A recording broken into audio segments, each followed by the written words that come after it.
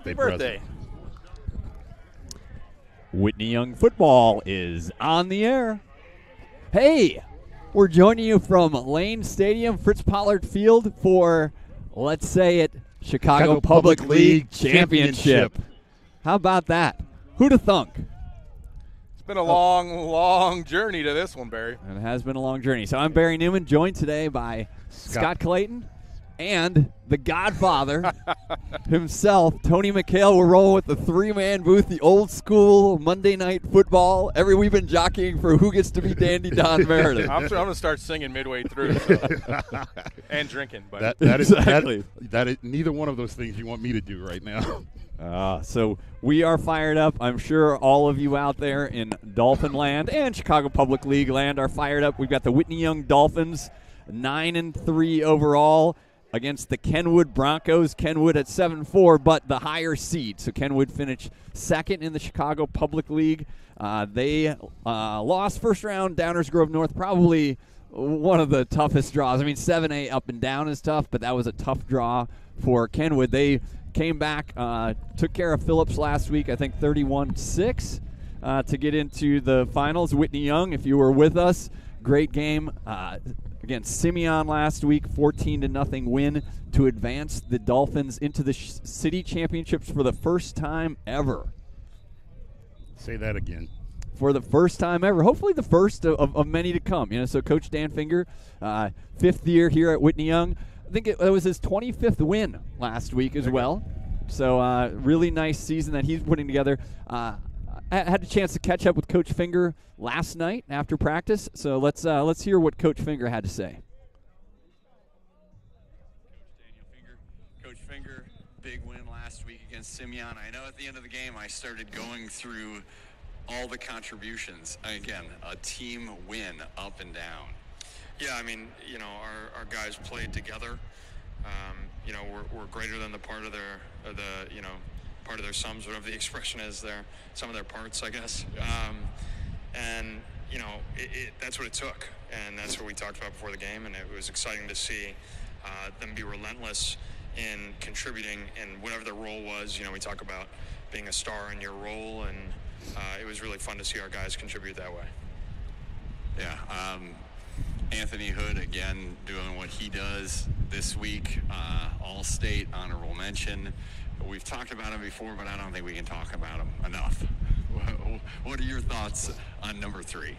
He's just, an incredible leader first, sets the tone for everything he does for our entire program. And, we put more on his plate than any kid I've ever coached, and he does it and handles it with, pretty close to flawlessly. So when you have the ball in that kid's hands, you go to sleep easy at night as a coach. You're at peace with whatever the result is, because that's pretty much the best case scenario for our team. And then defensively, he's just a warrior out there.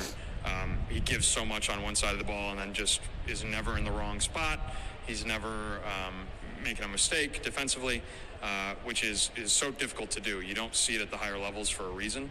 And for him to do it in a city semifinal game the way he did last week is really, really special, and probably something we haven't seen before in Whitney Young Dolphin football history. Yeah, so Anthony is a senior. Then you got a sophomore like Nasir Rankin having the game he had. Yeah, I mean, he's special. There's a bunch of stuff in Nas's game that you just don't coach, and we just make sure we don't coach it out of him. We don't want him to stop doing it. I've been harping on him about ball security and stuff like that, but he's just got such great spatial awareness, and he's so quick with the ball that he still likes to switch the ball hand, and that's not what we teach. It comes natural to him, and it's hard. It's one of those things where I think the expression is don't coach the player out of the playmaker. We try and put him in spots where he gets a lot of space in front of him with a couple of blockers, but he just gets to go be an athlete. And you saw it on both sides of the ball last week. I mean, he's just a really, really special, fiery competitor. I mean, nobody gets more excited when the team does well, not just his plays, but he gets really amped up when we're doing anything well. And nobody gets more upset with themselves than he does when he feels he's not playing to the level he needs to play at. So when you have that kind of tone setter who's just ultra competitive, it rubs off on the rest of the team, and it's hard to stop for the teams we're playing against. All right, so city championships, first time in Whitney Young history being in this position, facing a tough Kenwood team, D1 guys on both sides of that ball. How are you preparing for today's game? We don't want to get away from what's got us here.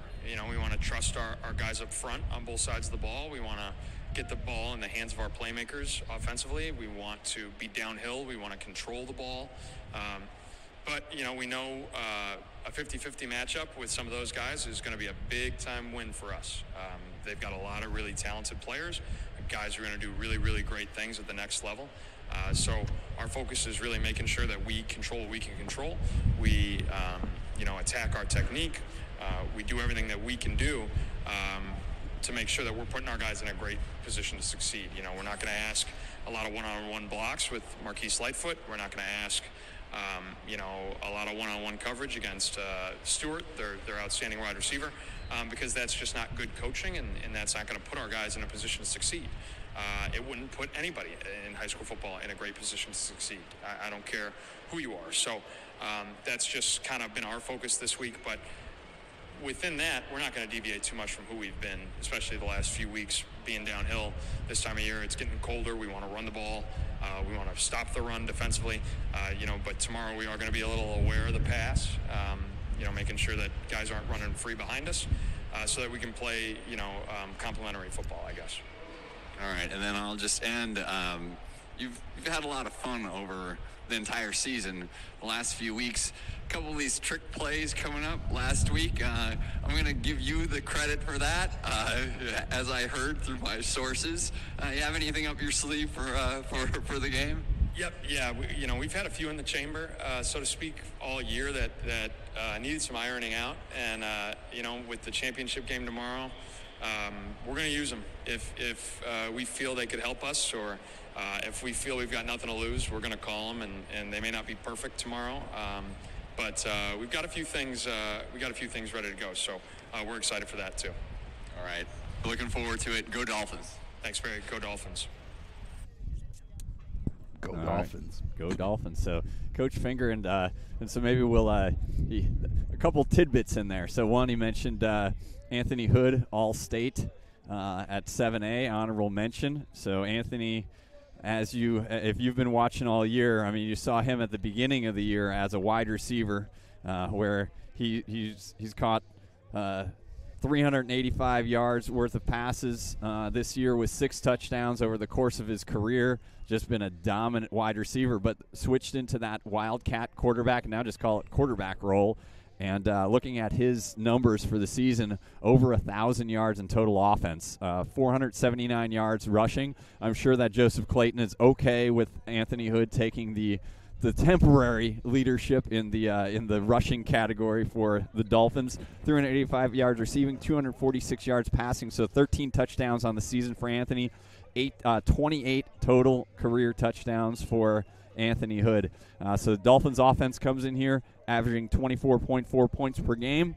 That defense averaging 15.2 points per game, but 5 shutouts. So that 5th shutout last week against Simeon. So you defensive-minded guys, what are you thinking about that? I'm loving it. To your point about Joseph Clayton being okay with Anthony Hood taking over the lead at rushing, I can tell you he would be okay if Baba Nefasimi Opedele took the lead at rushing. For him, it's all about the team, but the way that defense locked down that Simeon offense last week was just a beautiful thing to witness. Yeah, and again, the contributions from guys across the board. So that D-line, Marcus Woods, Fingers mentioned a couple times this year of like, hey, MJ Woods just does his job. That means taking up 2 or 3 guys on the offensive line. Well, last week shot through for a big tackle for loss. Luke Yolich alongside Clayton from that linebacker position, just making play after play. And then we talked about Rankin with the interception, Rankin with the strip and fumble recovery in that game from his either corner or safety position. Quinn Duhan doing what he does back there. Really strong performance for that entire defensive unit.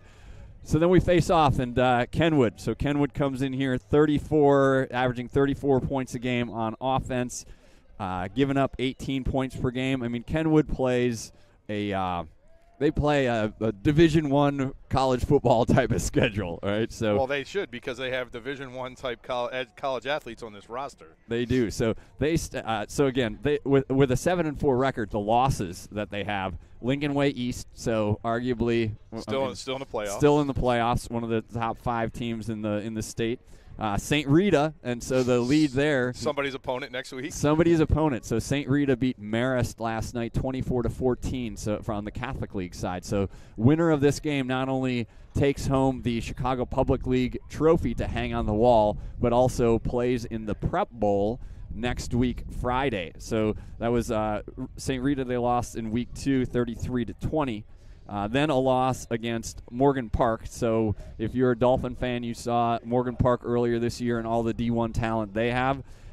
In that game, Morgan Park beat Kenwood 28-26. And then we mentioned the Downers Grove. Downers Grove also still alive, one of the hottest teams in the state right now. Noah Battle, maybe one of the hottest players in the state right now. So they lost to them in the first round of the playoffs. So we, if I got through the list, I won't be able to get through the entire list, but again, going back to Coach Finger's interview, talked about Amarian Stewart, number 1. He's the wide receiver that you see a lot of, committed to go to Michigan. Is that a D1 school? I've heard. Is it?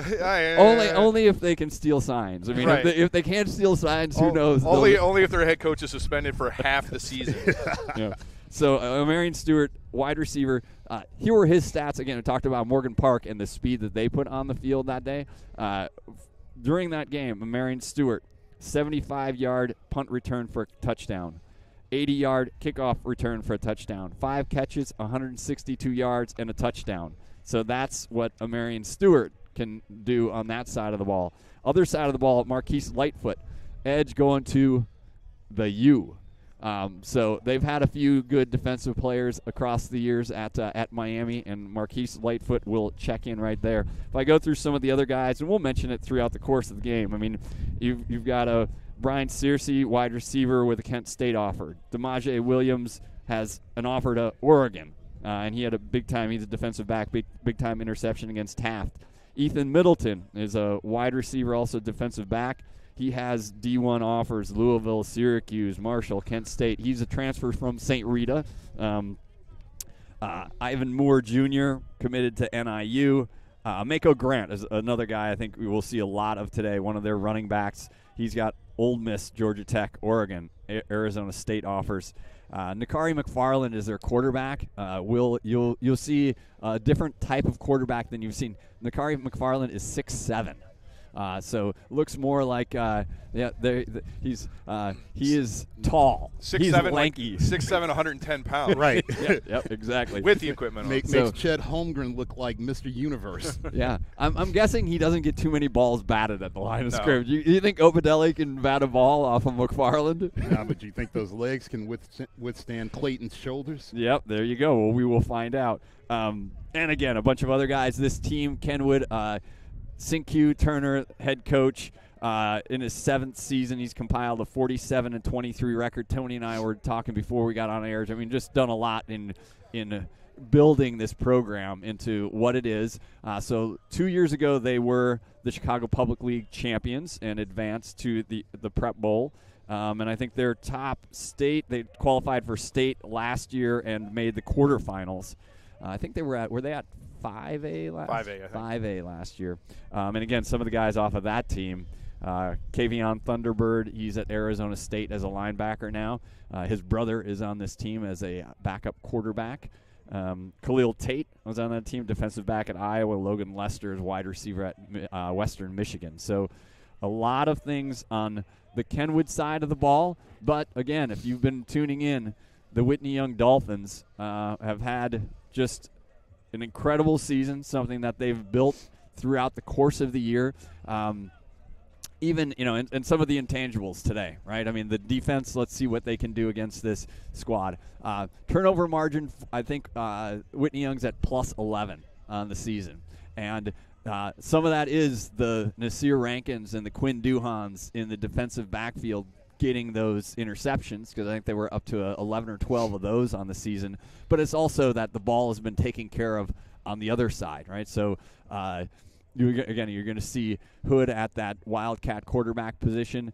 We have not fumbled the ball much, and then depending, you might see Bennett Newman at quarterback at some point today. If we gotta sling the ball around a little bit, Newman comes in today, over 1,000 yards passing, 14 touchdowns on the year, and 5 interceptions. So they've done a nice job of balance. And again, now after last week, rushing yards finally more than the passing yards.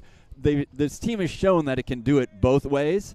And as Coach Finger said, I mean, as the calendar turned to late October, November, they've put the ball in the hands of Hood, Clayton, Yolich behind what is, again, pound for pound. It might be the best pound for pound. A little bit of an asterisk there, offensive line in the Chicago Public League. And I think you got it, Barry. But I think it's an even bigger build-up. I think you can go back to when these seniors were freshmen. It was the COVID year, so they had no choice as a team but to come together. They weren't in school their first semester. They got together and did workouts and had team meetings over Zoom. And then for whatever reason, the Alex Dale will forever be the Alex Dale senior class. The kids that are now seniors and juniors were forced to play early as freshmen and sophomores and got a lot of time, and that's what you saw last year when they it was a tough season, right? They were 3-6, but it was building to everything you've seen this year, because not only did they have experience, but they had built up that leadership, under the express guidance of Alex Dale, one of the greatest players ever in the history of Whitney Young football. Hi, Alex. The greatest. Don't you think the greatest? Well, there was a kid named Russell Maryland, so maybe second greatest. We'll go.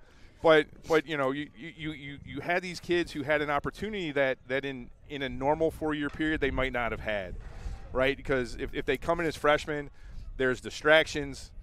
If you have a normal class of 2023, they're not going to get as much time as they did, and you've seen that build this year. You've seen it. Just go back and watch the Prospectus game, and this team wasn't confident. This team wasn't sure about what they were doing. They didn't have an identity, and I think that the biggest thing you can say going into today's game is they have an identity. The reason that they have a chance in this football game is because they're not going to worry about the pedigree of the guys on the other side. Yep. They're going to come out here, knock heads, and know that they can win this football game. Yeah. Two things there. You mentioned they have an identity. If I had to put that identity in a word, I would say that it's cohesion. This team is cohesive. They operate as one. And with respect to not being intimidated by the number of 5 stars on the other side of the ball, they really don't care. In Clayton's mind, I've said it before, he thinks he's 6'8", 285. He's not? No, he's not. But the way he plays on the field, you really wouldn't know it. But that, I think, also permeates throughout the team. And it's that kind of mindset. Yep, absolutely, and it's something that we have seen build throughout the course of the year. I mean, so I remember somebody last year even saying, I was going to say, I think we have the national anthem starting up here shortly, but I'll keep talking until that comes. I mean, that you almost had to look at last year and this year together. Right, I mean, last year, and Tony, thank you for that extra win. It was actually a 2-7 squad last year. They should have won a game. Yeah, exactly. There were a lot of woulda, coulda, shouldas, right? And those things. Westinghouse. I was counting Westinghouse. Those have turned in a big way, right? I mean, this team, and again, Coach Finger, really the way he leads this team. When you talk about cohesion, that without a doubt starts at the top with Coach Finger and what he not only, puts down as the X's and O's, and maybe as we go through the game, we'll talk about some of those trick plays and how that works, but more so what he teaches these guys on a day in and day out basis. And we talk about family. Forget about me, I love you. That's how every practice ends. It's how they start when they're on the field today for the Chicago Public League Championship. So we have the teams lined up on the field. And we're doing some intros here. I'm just worried today. My biggest concern right now is because we're not wearing the blues, Baba Nefasimi Opadelli has a clean jersey that's not ripped. Like, I like the intimidation factor of the last 3 weeks of him playing with a tearaway jersey like he was Earl Campbell. Yes. Well, I'm sure he appreciated that. Those seams are weak. All right, so we are going to start here with the national anthem shortly. And here we have it.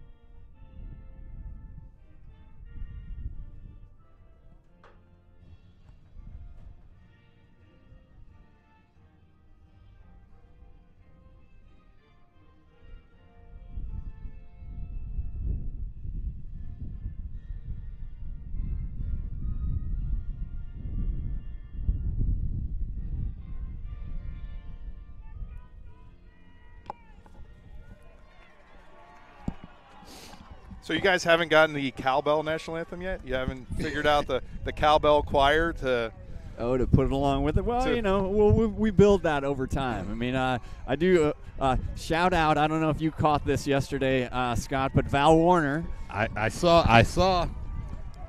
She made an investment. Yes. Yep. So Val Warner, who is the host of Windy City Weekend on Channel 7, also the mother of Maxwell Warner, standout sophomore on the Whitney Young Dolphins team, was giving a shout out to the Dolphins, and then said she made a purchase of 100 orange cowbells. Nice, excellent. So that's been something that we've. I see her over there right now. I think ringing it out. So Barry, I think my phone is lying to me. It says the wind is only 10 miles an hour out of the southwest, but yeah, it feels a little bit. You must have an Android. It feels this is my iPhone. I mean, it's iPhone 4, but come on, it's my iPhone. Yeah, we're flags are definitely a south wind. Special teams will always come into play, and so Solomon Bradley, perfect on the season in extra points. We're marking that Kenwood's kicker, Noah Charles, also noteworthy, although we see him out here basically with a big arm cast on, but he was booting some in pregame to the north. So here I go. Have I spotted the coin? They didn't do it yet, right? I think that it's not a secret coin toss. They're actually going to do it. We just had handshakes.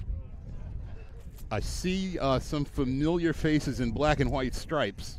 Yes, is the crew, at least some of them from last week that we had in there. So looks like the captains for Kenwood from left to right. Number 1, Amarian Stewart. We mentioned him heading to Michigan. Number 6 is Ivan Moore Jr. heading to Northern Illinois. Number 77 is Russell Cunningham. Russell, I'm sure your head is somewhere. I just don't know. At 6'3", 290, I'm guessing, yeah. Mako Grant, number 9. He's got the Oregon, Arizona State offers. And number 7 is Marquise Lightfoot heading to the U.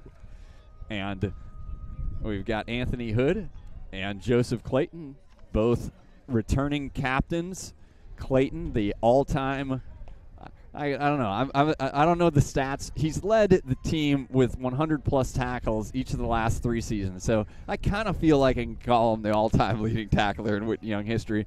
But if he's not, he is in my book. Right. Dolphins won the coin toss, Barry, and deferred So right. Kenwood's going to get the ball first. We'll see what this defense can do. Yep, we'll see. Well, I think first of all, I'm going to try to keep the ball away from Marion Stewart on the kick. So the Dolphins will kick into the wind too.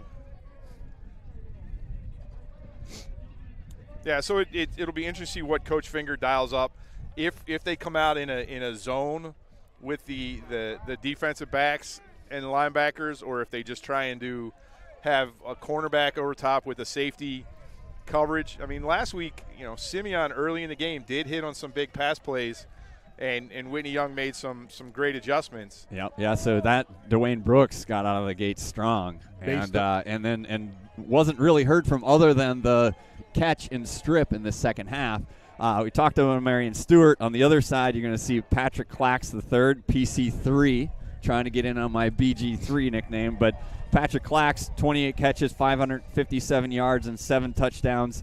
He's got offers from Yale and Buffalo. Transfer from Crown Point, where maybe Tony McHale saw him in a previous life. Yeah, I mean, and an interesting transfer. Crown Point won in double overtime last night in the Indiana semi-states. So he left a school that's going to the Indiana State Finals.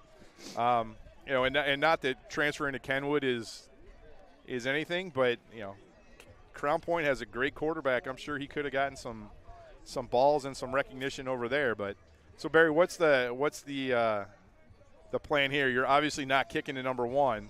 So Clax is on the other side. Right. So you squib it down the middle and do it. I mean, great special teams, great kickoff coverage all year by the Dolphins. 9-iron at about the 20, 17 yard line.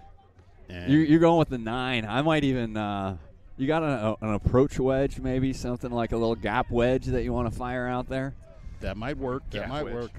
But we'll see. I mean, Coach Finger may just say, let's roll with it. Solomon, just boot it. Just boot it. And we saw him last week, and now, again, he's into the wind. So, but he did have a touchback last week, right? And has shown some leg strength. So here we go. Yeah. The problem is he's kicking into how this, the 10 mile an hour, 10, 20. We're holding on to each other here. All I know is it's the Hawk. High atop Lane Stadium. All right, everybody. Here Chicago Public League Championship, Whitney Young Dolphins against the Kenwood Broncos. We are underway. Strap in. Wow. Wait. Is Look it at the going to go wind. out? No, Oh, my God. He did hit the wedge. Did I call it? You called it, But man. did you see the wind hold that Yes. up? I mean, that just Not only stopped. that, it kept it inbounds. I mean, that ball went straight up in the air, hit, and drew back like it was a Tiger Woods. Yeah, we got to fix the ball mark out there. Somebody get out there with the tool, man. We got to catch the divot. All right, so Dolphin defense rolling out there. Nick Dale on the nose. Marcius Woods and Baba Nefasimi Opedele on the line. Linebackers Clayton Yolich on the inside. BG3 Barry Gordon the third. Jason Perez. And Defensive backfield of Duhan Hood at the safeties. Nasir Rankin, number one, on top. Down below, Maxwell Warner. So Nasir Rankin on an island right now. Yep, an island with Marion Stewart. No, Marion Stewart's on the bottom. So I think we'll have to see. So Clax, they held it up here. They are fixing that ball mark. Yeah, well, Coach wants it where it's supposed to be. It should be on that left Half hash. mark. But you notice that somehow that ball ended up on the big line. Of course, magically. So What are the odds of that? the Marion Stewart, number one, on the bottom, along So with now Clax, number 21. Flipped. Duhan to the field side. Yep. Hood to the boundary. Safety over the top, putting Perez covering that slot receiver. McFarland over to Stewart. Stewart getting a block out to the 30. We got a hold. And a hold on the outside. So McFarland to Stewart. So again, McFarland, the quarterback, Nakari, 6'7", 185. He's got offers to Kent State and UAB. Flinging it out to Marion Stewart, but got a hold right out of the gates here on the Kenwood Broncos. Going to back them up 10. Yeah, interesting. So Coach really came out man-to-man. Three cornerbacks against the 3 receivers for Kenwood. Tampa 2 safeties over the top. And Kenwood tried to throw a little screen and let Stewart work his magic. So they're going to bring Stewart to the boundary side this time. I want to see if Coach Finger's going to unleash these linebackers. Yep, so 3 receivers to McFarland's right now. Limmer Burnett is moving over, so now you got three left. Stewart on his own on the bottom. Motion man. McFarland with the give. Nice inside move. Avoided Jason Perez, Duhan, and Marcus Woods on the tackle. Clayton's limping. Clayton got a little, hopefully not a ding. Maybe that's just that shin splint knocking. So McFarland back to the line. 3 receivers right, 1 to the top. So you got 4 receivers now. Whitney Young's a defensive back short. Straight man-to-man on the bottom side. Yep. Flips it over to Stewart again. Jason Perez and Yolich introducing him to the Fritz Pollard turf. But great job by Jason Perez there. You got an outside linebacker against one of the elite wide receivers in the state. Clayton's down. Yeah. So Clayton, maybe it was beyond the, take a look at the Dolphins leading tackler. He could barely walk last night. He soaked in a tub. Yeah, so he's pointing at the at shin splints again, which is tough. So great job from the Dolphins so far, though. Good short tackling. They've gotten Stewart the ball twice, and even with the holding call, we're able to hold him to short gains, yards after the catch.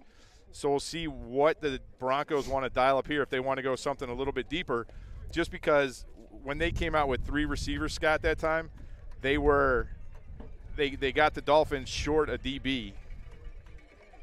Yeah, exactly. And so Jason Perez was able to make that tackle, but the speed of the Broncos receivers putting either Perez or Barry Gordon in that spot might be a little tough. So we'll see if they rotate in someone like Javon Hobbs giving them the nickel look.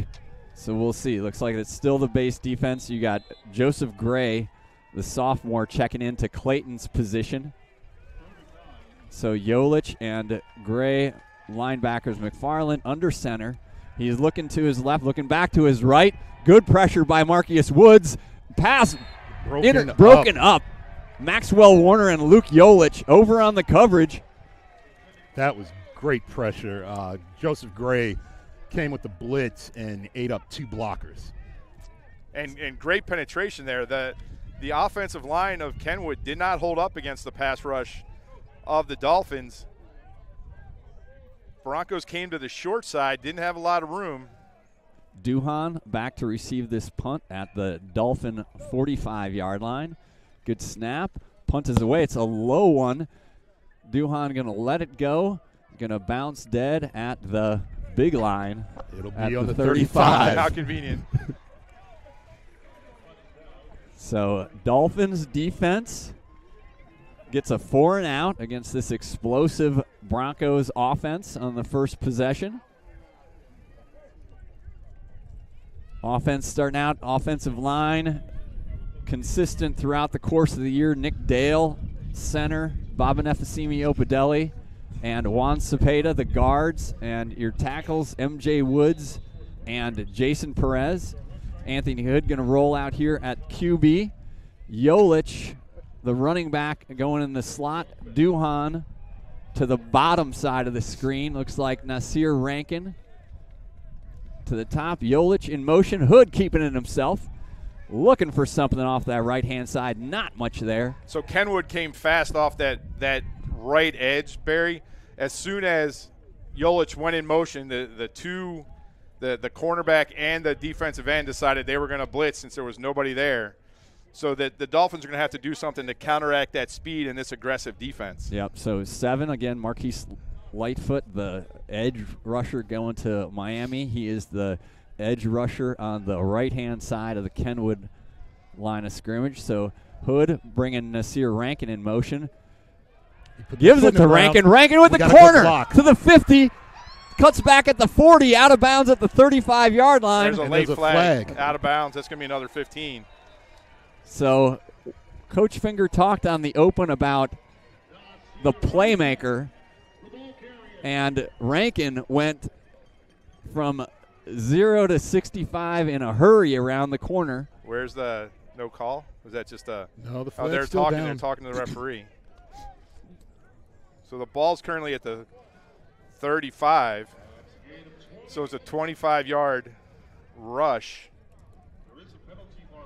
Yeah, and it was I felt like it was a little off schedule in the backfield. Sideline warning or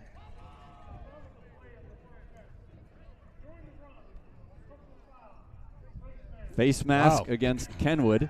So that's going to tack on 15 yards on the end of that line. So going to give the ball to the – you never quite know where they're going to march this off, but it should be at the 20, if my math is correct. It is the 20. So Dolphins with a first down, 1st and 10 at the Kenwood 20-yard line. Rankin, Duhan, Gray, receivers to the left, Gassa to the right. Hood trying to keep himself, not much doing off of that right-hand side of the Kenwood line. Kenwood had the box stacked. well, they're daring the Dolphins to throw. They have a single safety, man-on-man against all the receivers, and basically playing bump and run like this is the NFL. Yep. And you can see, like, the Kenwood D-line, they just have speed guys up there. You know, it is not the you don't have any of the 300-pound D tackles. Yeah, there's no three-point stance up there. They got their ears pinned back and they're coming. All right, so Hood now with Maxwell Warner behind him. 3 receivers left. Hood rolling to his right, trying to get the edge. Not much there. Tackle out of bounds. I think that's Ivan Moore on the tackle, number 6. Not a lot of resistance that time from the Dolphins' offensive line. Anthony really didn't have a chance. As soon as he got the ball, there were 3 Broncos on him. Yeah, just seeing a lot of speed up there. So, again, Moore, Marquise Lightfoot. We have a drum line here. It's the Kenwood drum line, I guess, down. So they just got a drum line warning. So no safety. Third down, no 3rd safety. and 11. Bunch set to the left. Yolich next to Hood in the backfield. Looks like heat is going to come. Hood back. Nice pass to Yolich. Yolich with blockers. Yolich to the end zone. Coach, what's the flag? So there's a helmet on the field here. So we might get touchdown's good. Oh, so you're going to get a 13 kept playing without his helmet. I don't know what that penalty is. So we'll see. I'm also watching the Dolphin sideline. Clayton just jumped up, and Sam, the trainer, just scolded him and made him sit down as he's continuing the treatment. All right, so the personal foul was on Kenwood. So the touchdown pass from Hood to Yolich, 21 yards. They executed that play really well last week. Also, got the ball out to Yolich with some blockers out there. I think Buster Cepeda and some of the others off of the offensive line. And Yolich shot through there for a touchdown. I guess I should put that on the board, huh, guys? Yeah, please do. Yeah, credit to the Dolphin coaching staff. That was an excellent call. Well, that's what you do when you have an over-aggressive defense. So actually Bardsma out to attempt the extra point.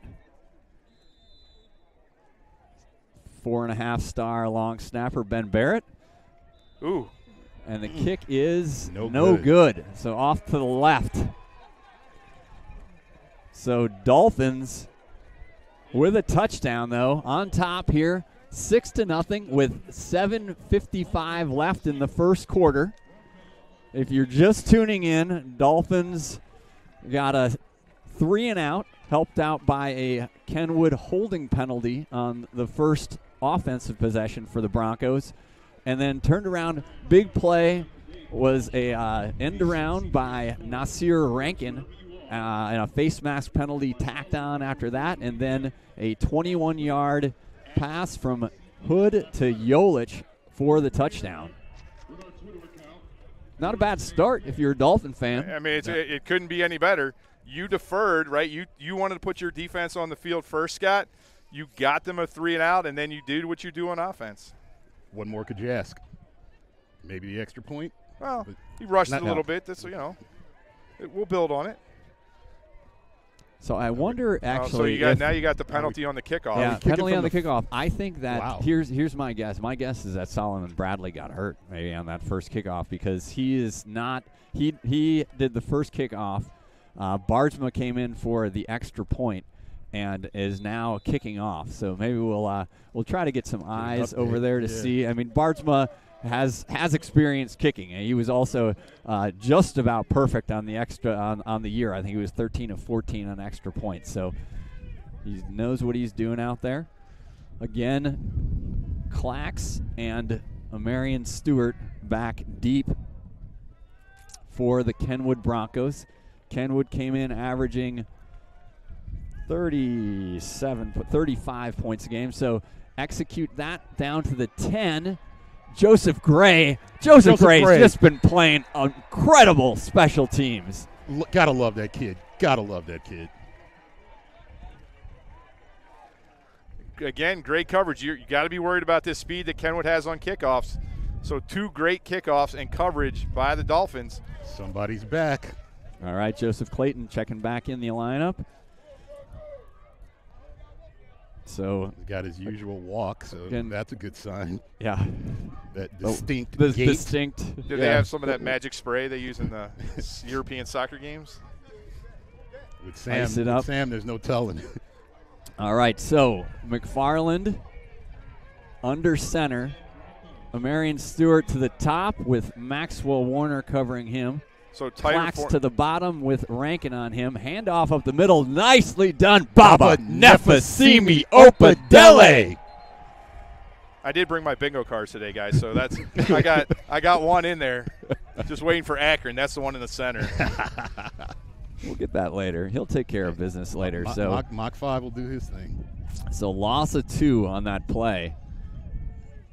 Again, this is not a small defensive line or offensive line for the Broncos, but that matters not to Baba Nefasimi Opadele. They went way tighter, Barry. Same formation they're going into this time, where only 2 receivers, everybody in tight, 3 people in the backfield. Yep, Mako Grant. That's the handoff to Grant. Grant looking for the edge. Grant squirting through there, but a nice tackle. Who's on the bottom of that? Cepeda. And Clayton down again. Man, it is going to be tough for him to keep going today.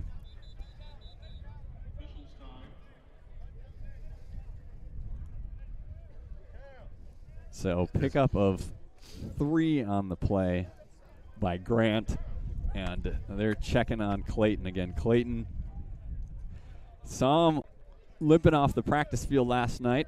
Dad Scott Clayton to my right said that he's suffering from some severe shin splints, which is just tough, right? I mean, that's not just something that rest heals, but no rest in the plans right now for Joseph Clayton or the Whitney Young Dolphins. Yeah, when you look up the causes of shin splints, the first thing it says is overuse.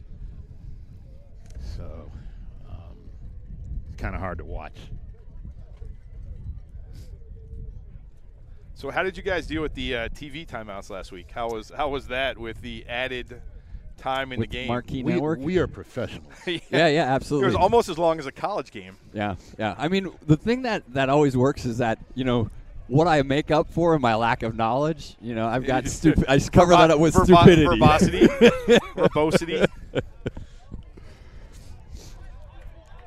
All right, so huge third down. Harrison Gossa. Kenwood. So Harrison Gossa checking in. Huge sack last week. BG3 moves down to that nose position.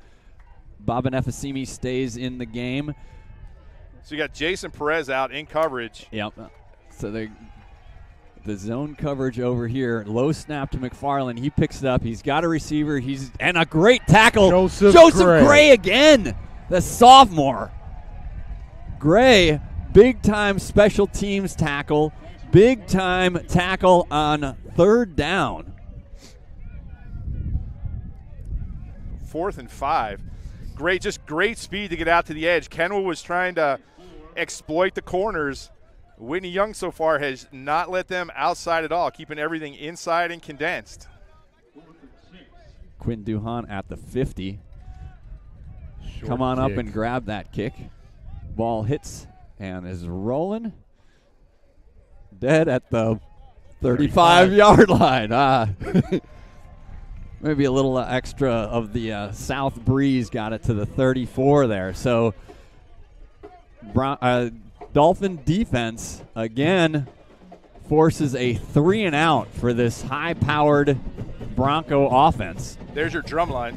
Yep, The entire band. the Kenwood band checked in. They got the whole band here, have the cheerleading squad here. You can see the Dolphin fans. So we're actually the visiting team today, so our fans are across the way from us. They have said that they will, if we need reinforcements, they'll Jack Wildermuth and the crew will be over to take care of business for us, so that'll be good. So Dolphins come out. Hood, quarterback. Yolich in motion. Hood keeping it. Got a hole up the middle to the 50. Being dragged down at the 40-yard line. Terrence Lee Jr. was all there was between Kenwood and another Whitney Young touchdown. You see Kenwood continuing to react to that motion, Scott, and following they're going to take a timeout, I think. Yep, so Kenwood takes their first timeout. Always good to see with 5:38 left in the first quarter.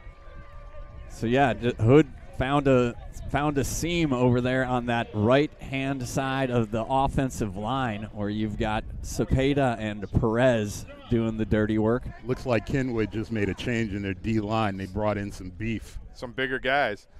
But right now, Whitney Young has Kenwood's eyes moving. They're not sure where that ball's going, and they're following the motion. They're following their keys.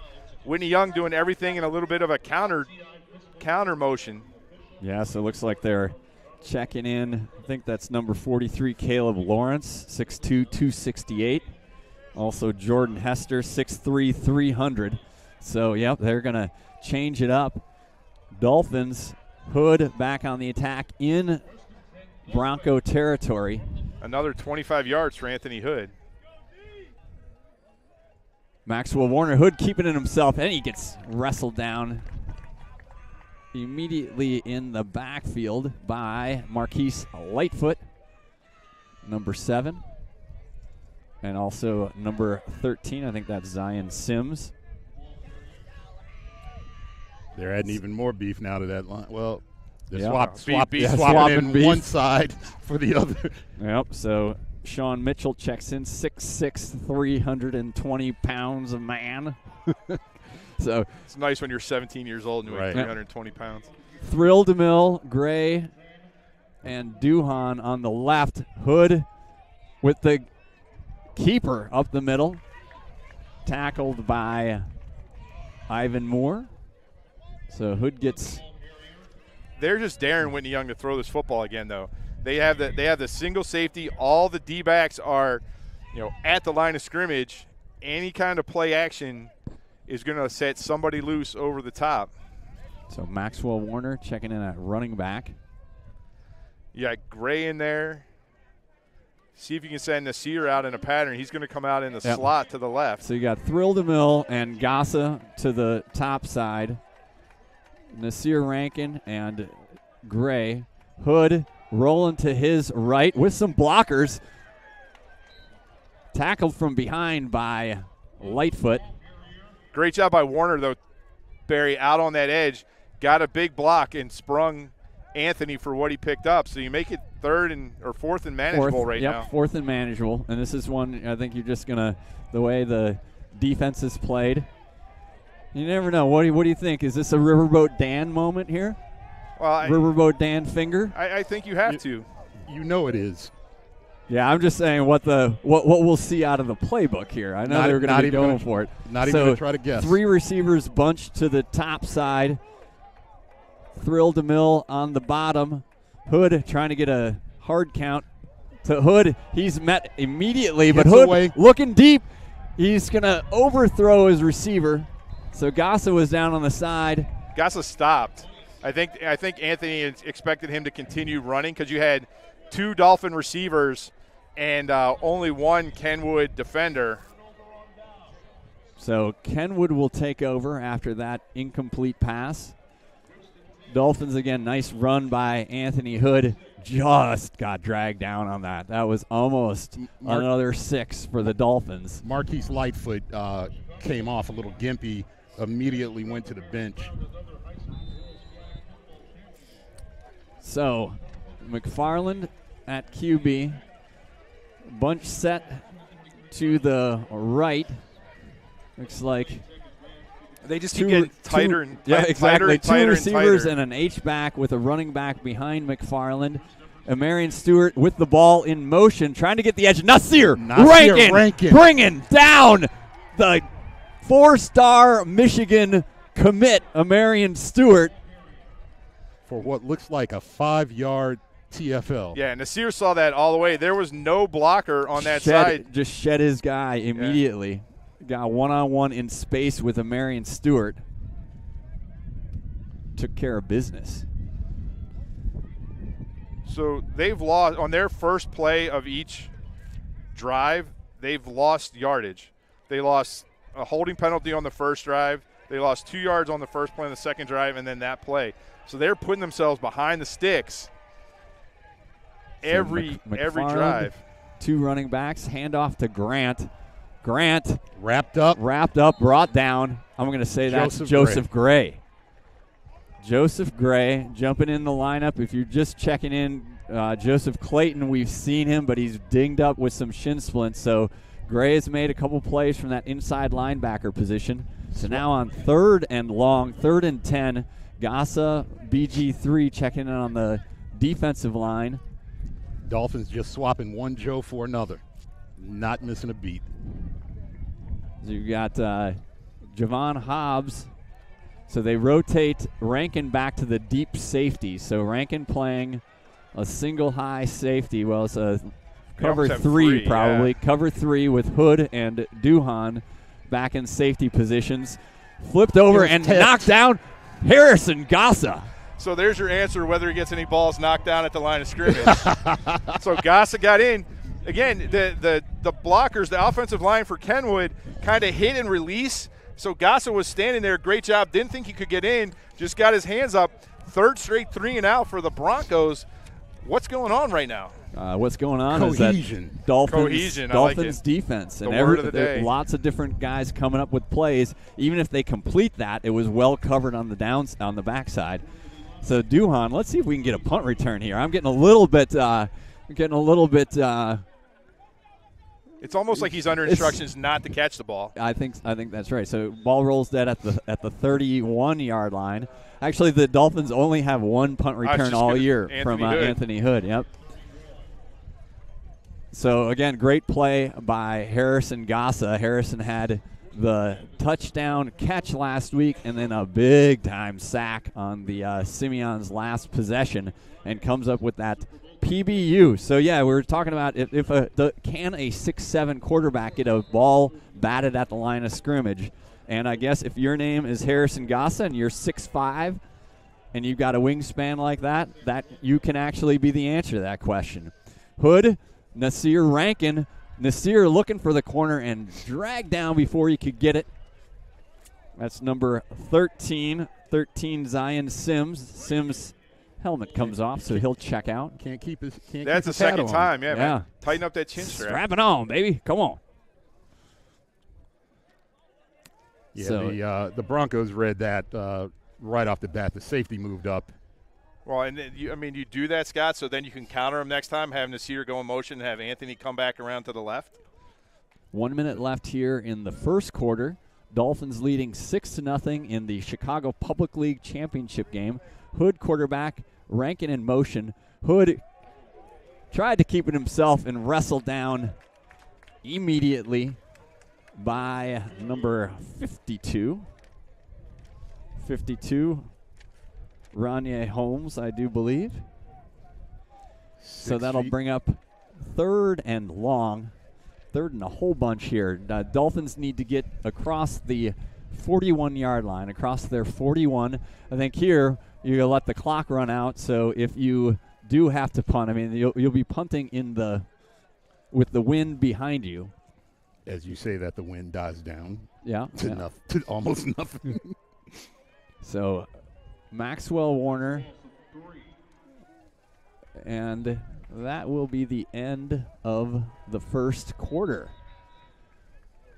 Heck of a lot of action here, guys. Exciting. So I'm surprised by how well Whitney Young is controlling the edges of both lines of scrimmage. They've dominated so far on the defensive end, holding Kenwood to 3 and outs, and then had a couple big plays on the edges. Anthony's 2 big runs, and then the screen play that resulted in the touchdown. So, Barry, can we get rid of this McHale guy? He's surprised by the way the Dolphins are performing. No. I didn't say the way they're performing. I'm surprised the way they're winning on the edges.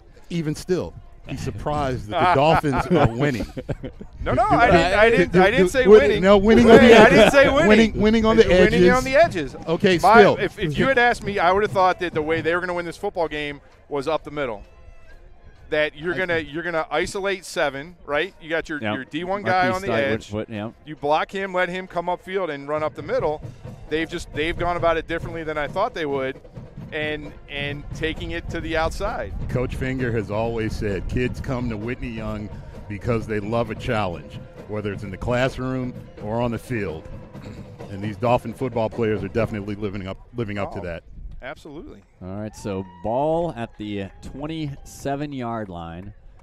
Hood at quarterback. You got Gassa and Maxwell Warner in the backfield with him.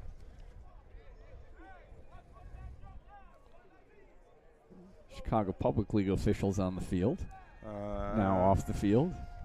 Not quite sure what's going on here. We do not have a TV. If we had a TV timeout, we'd talk about Sorelli's Finer Foods. So second quarter begins. 3rd and long. Again, Dolphins need to get to the 41-yard line. Hood at quarterback. Almost a jump off the line. Maxwell Warner in motion. That was a they're not there it is. Incomplete pass. So that was. But the 6 came in just unblocked. Yeah. So I think they were trying to set up a screen where they were trying to get the eyes over to the left side with Maxwell Warner, and I think that was Harrison Gassa setting up for a screen pass here. But yeah, you can see the pressure that comes from these soon-to-be D1 student athletes at Kenwood is pretty intense. So Bardsma back to punt. Again, we're thinking maybe Solomon Bradley had an injury on the first kickoff. Bardsma fields it, gets it away. Nice punt over to Marion Stewart at the 45. He's looking for blockers. He's got some blockers. He's got nice job setting him back inside. Somebody got to hang on and bring that guy down, but I'm not sure it's going to happen. That's a Marion Stewart, and he's taking it to the house, tying up the game for Kenwood.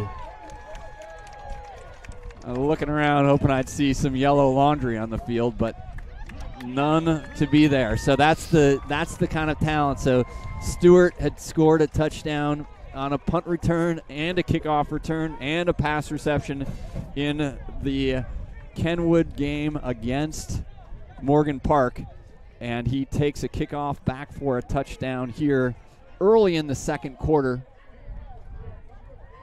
tying the game up. Again, we talked about Kenwood they do have a kicker, so they're going to go for the point after attempt. The Dolphins missed theirs, so going to have Noah Charles, the sophomore, I think. Yep, looks like Charles is lining up for the kick.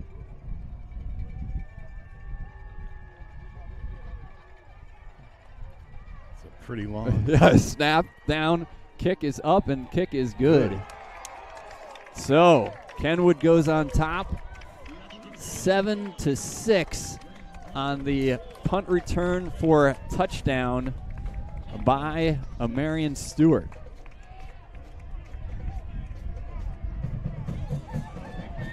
Got to give a shout out to a co-worker, Brad Herman. Congrats on Tatum. Give Jax a high five for me.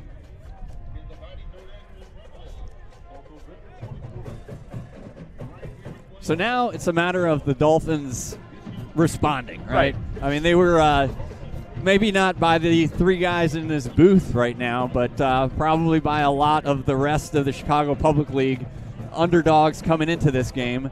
They've looked solid on defense so far. They've moved the ball on offense. Got stymied on that last drive, and then the Marion Stewart, as Coach Finger said, I mean, the great plays make average coaches look good.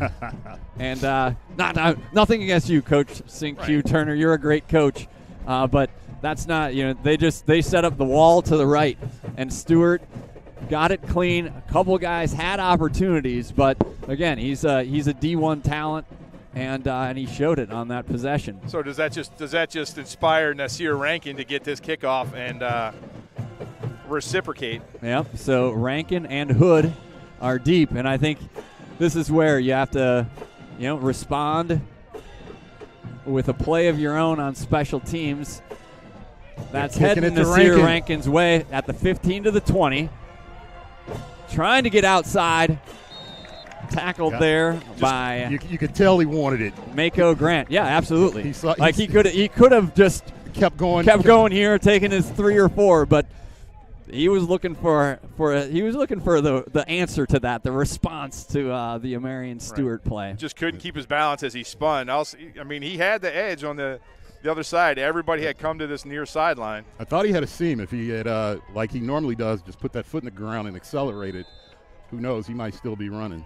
So, offensive line again, Dale Opadelli, Cepeda, Marcius Woods, Jason Perez going to try to pave the way.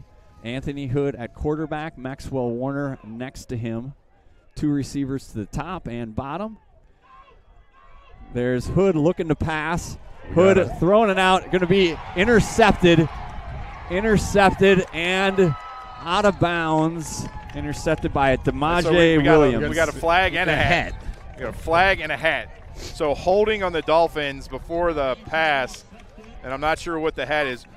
Right now, Scott, the Dolphins are trying to block 5 against Kenwood, or block 6 with 5, and that's causing a problem. Yeah, they are in immediately on Anthony Hood. That math ain't mathin'. So Demaje Williams, a kid who has an offer from Oregon and had a big interception against Taft, collects that one, takes it inside the 15. We'll see.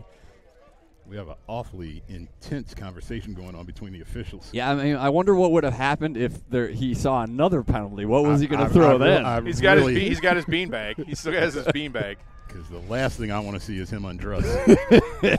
Exactly. So there's the hold before the change of possessions. Personal foul, blindside block.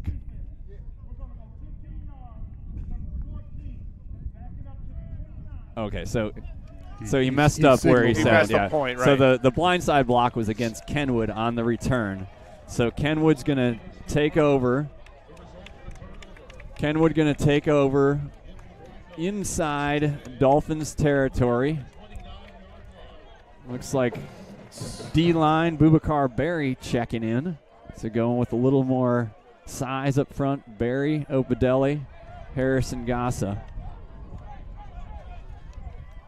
So Kenwood, again, an explosive offense that the Dolphins defense has been able to keep at bay so far. Stewart, Brian Searcy, receivers on the bottom of your screen. McFarland, there's Searcy in motion. Give up the middle. Joseph Gray. Mako Grant on the carry. Joseph Gray on the tackle. So pickup of about 3 on that play. Kenwood back to the line. McFarland under center. It's a long trip for him under center. Well, you just so they use that move the Morgan Park move. Yep, exactly. That's exactly where we saw it first and didn't jump on that, but kind of the old school Dallas Cowboys offensive line all stands up. Harrison Gossa, we almost jumped the first time they did. Harrison Gossa jumps, so that'll be 5 yards marched off against the Dolphins. Ball at the 21-yard line. Broncos need to get to the 19 for a first down.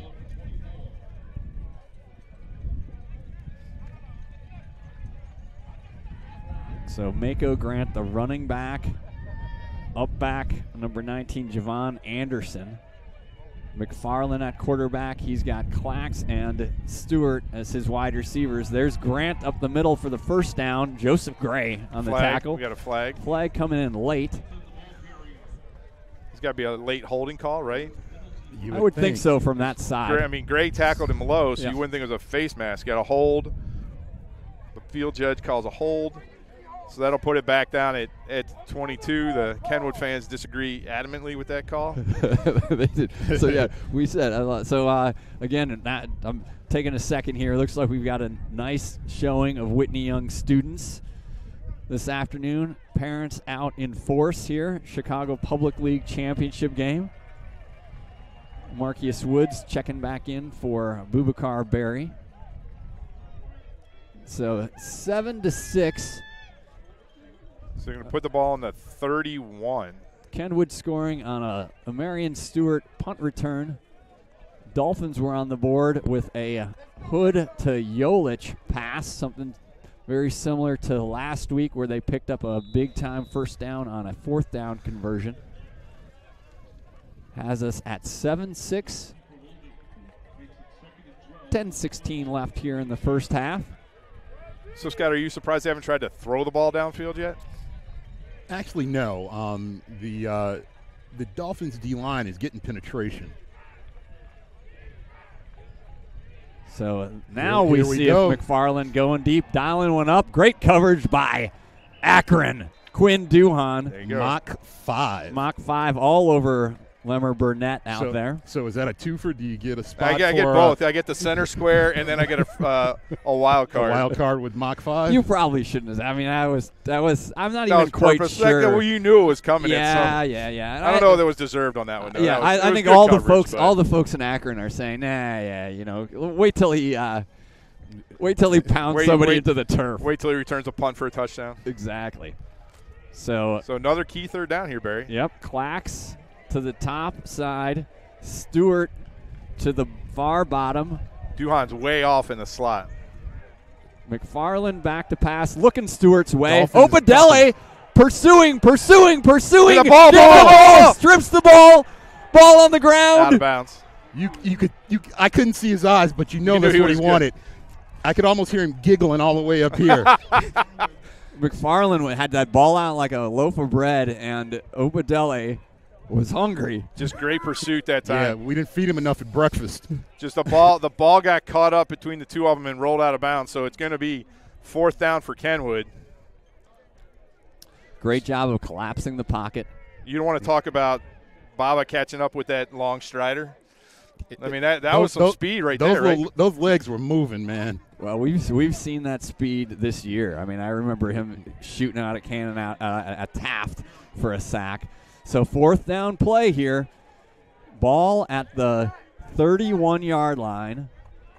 Looks like they've got to get to the 19. Jason Perez is like a center fielder. He's not really a middle linebacker. There he goes. Yep, so he's going to rotate over to the Clax in the slot. Stewart is on the far left-hand side of the formation. McFarland back to pass. Dolphins rush 3. There's Opadele. Pick! No! Where are they going to spot? They got to give him the forward progress. Duhan, I thought he had a great coverage on Clax coming up from that safety position, but first down. That was a great pitch and catch from McFarland to Clax. Got to give him credit. Good defense. The Dolphins only rushed 3 and still got pressure. Yep, so Clax, 28 catches, 557 yards, 7 touchdowns on the season. So he talked about Marion Stewart, but Clax, who has offers to Yale, Buffalo, and a few other places in between. makes the big 4th down catch for the Broncos, keeping their drive alive here after the interception by DeMaje Williams. You got a little wildcat going on here. So at the see, I can't quite tell who the number. The number of the quarterback in the backfield. Is that number 11, Brandon Dockett? Nice job. Nice job by Baba Nefasimi Opedele. He held that edge. Yeah, bringing down Mako Grant. That was Kavari Thunderbird. Actually, so Thunderbird checking in. He's their backup quarterback. Thunderbird, I mentioned, he's got a baseball offer. Well, actually, just decommitted. He's Eastern Kentucky. He's a baseball guy. Kenwood won the city championship in baseball with Thunderbird, one of the key players. Actually, the 3 Thunderbird brothers. His older brother, Kavayan, is out at Arizona State playing on the football team. So, given what Kavion that family Thunderbird has been through, kudos to this kid. Yep, good to see him out here. Got running backs to his right and left. Ooh, that seemed like a false start. Yep, I think the center was maybe off on the count because 2 or 3 guys left on the offensive line. 64 looks like he's down. 64, that's Maxwell Turk. Slow getting up, hobbling on that ankle. Maybe that ankle spatted up too, and he's going to have to come out. He can't put any weight on that. Yeah, so and maybe just doubling back real quickly, Scott, you mentioned, so the Thunderbirds, 3 of them on the baseball team won the city championships, and just after that their father died. So really was murdered. Tough. Yeah. Really, really tough for the Thunderbird family. And you know, he was I know that he had a sort of a storied, I think he was maybe Simeon. I don't want to say wrong, I think but I think so, it was, but definitely public league. Yep. So number 64, Jalen Jeffries, 6'3", 275-pounder, getting looked at by the Kenwood team doctors out there. Yeah, that was just a strange play. I mean, because the ball wasn't snapped, there wasn't really any contact. It's just like when he took his first step, his ankle gave out on him. Either he stepped on someone or coming out on his own power, and he's putting more weight on that. He's jogging off now. So. All right, so 6:11. The sun is shining right on the clock. It might be 6:11. Might be actually. I think it's 8:11. 8:11. Right? We'll go with 8:11. 8:11 left here in the first half. Broncos in Dolphins territory after an interception. But with everything that's gone on, Barry, this drive started on the 29. And the ball's here we down are to 28. At the 28.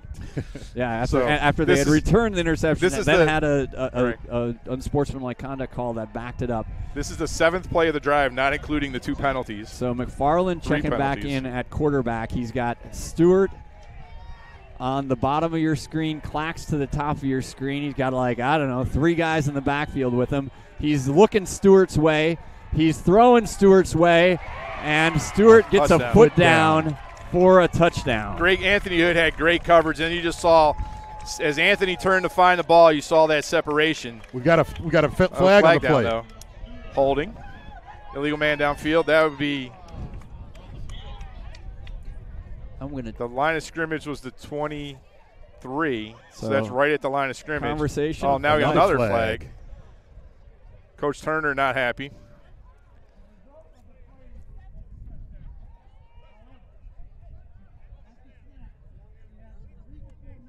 Illegal formation.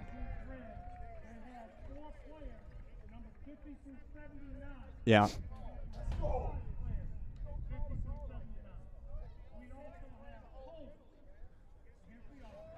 So what's the 50 through 79? They didn't have enough men on the line. Right, and that's what when I said there were a bunch of guys in the back of they had the right tackle was it's the NFL rule. He was way back. He wasn't his into foot the wasn't backfield, up. so he wasn't on the line. So we'll take the 10-yard penalty. So a holding call.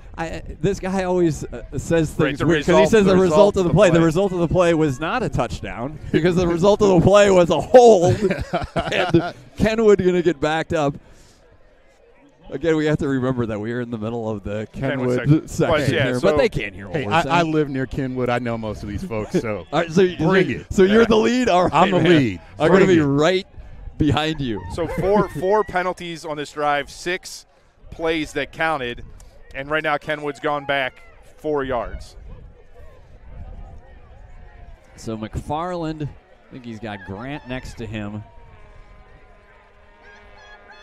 Clacks to the top, 2 receivers top and bottom. McFarland looking for the screen pass, completed to Grant, still on his feet. Big block there. He's going to get all the way to the end zone. Mako Grant collecting that inside pass, and that is a touchdown. Thought maybe the Dolphins had him in the backfield, but They did for a second. he turned on the Jets. So Grant is dynamic. We talked about him having offers to Oregon, Arizona State, Ole Miss, Georgia Tech.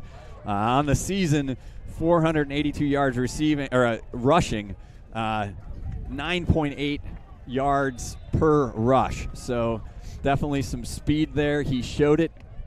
McFarland getting him the ball, and Grant taking care of things from there. Kenwood on to attempt the extra point. Noah Charles, the kicker for Kenwood, 1 for 1 on the day, 1 for 2 on the day. There you go. Evens it up a little Wide bit. right.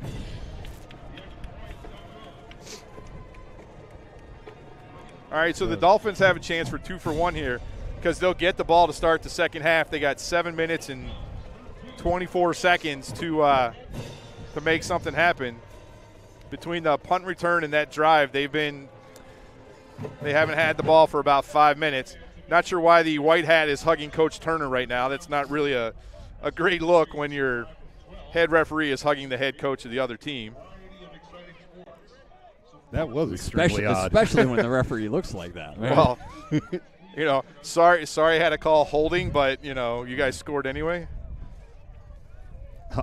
Never I told you I'd take care of you. What was that about? I don't know. All right, so you got Rankin still looking to avenge that punt return. So, yep. So Rankin and Maxwell Warner. Last time around they had Anthony Hood out there, but give Hood a little bit of a breather on the sideline. Get him some. He's played the entire game both ways. I think Nazir could step up 5 yards. I don't think this ball can get there into the wind. Yep, into the wind. He just wants to get the running start. Give me a runway. Give me a runway for this. So ball short. Let it go. Let it go. Going out of bounds. Will the Thrill DeMille using his Whitney Young brain, selective enrollment brain to let the ball go out of bounds. It'll come over to the Dolphins. So we've seen the Dolphin offense be able to get some things going on their first couple drives. Long run by Nasir Rankin. Again, the touchdown pass from Hood to Yolich. Hood also had a run on the second drive that was just a fingertip away from being a second touchdown for the Dolphins. So we'll see. Ball at the 35-yard line. Are they going to bring Gossa in more in his H-back role, tight end role to help with the blocking? So now they got 6 guys on the line. Yep. So 2 receivers top, Duhan the bottom, Hood with Yolich to his left. Hood keeping it himself, looking for something. Not much there. Hood pushing forward for a yard or 2. So do they have enough time right now to throw a wide receiver screen, try and get these 8 guys out of the box? They've got plenty of time. I meant, does Anthony have enough time to catch you to throw it? They'll give him plenty of time. Once this offensive line figures things out, and having Harrison and Gossa there in that tight end role. Yep. So Lightfoot, the U edge rusher, lined up across from Marcus Woods and Baba Nefasimi. Rankin in motion to the left. Hood back to pass. Middle to Yolich with blockers. Nice tackle by number 14, Terrence Lee Jr., because there were guys out there for the Dolphins. So good pickup, though. Terrible spot. Spot at the... He went down at the 50, didn't he? Spot at the 44. I thought he went to the 45. So it'll be 3rd and a yard.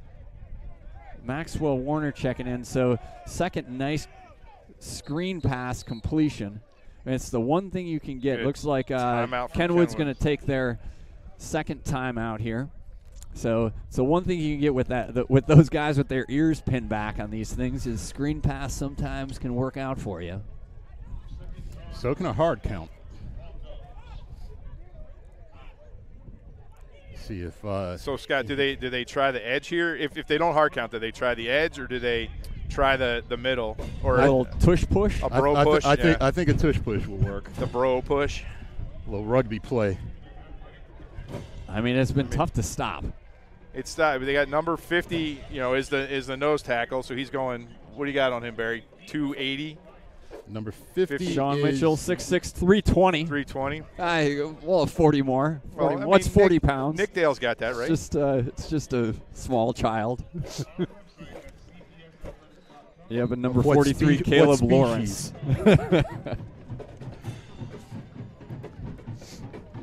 So, yeah, again, we got the Kenwood band out here, drum line on it now. Or since it's only third down, Go for it. Go for the house. Go for the house. You got everybody looking for the tush push. Yep.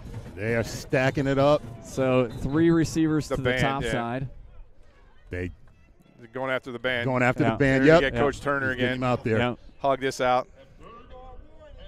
So Next time will be a penalty. Cinque Turner. Again, in his 7th year, right? 7th year at Kenwood, 47-23 record overall, advancing to the state quarterfinals last year. When you're head coach in a championship game, the last thing you want to worry about is the band. Yeah, you have people for that. He's sending one now. I mean, they got 14 coaches on the roster. Right. So Hood right now, 3 receivers to the top side, Duhan to the bottom. Hood's going to go under center, and they're going to get that push, and Hood's going to get the first down right behind Nick Dale. Kenwood saying the ball is out, but I don't see any officials indicating the same.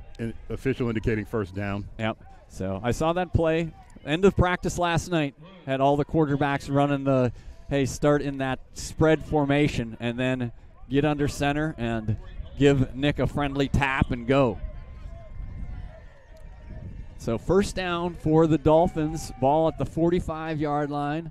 5:55 left here in the first half.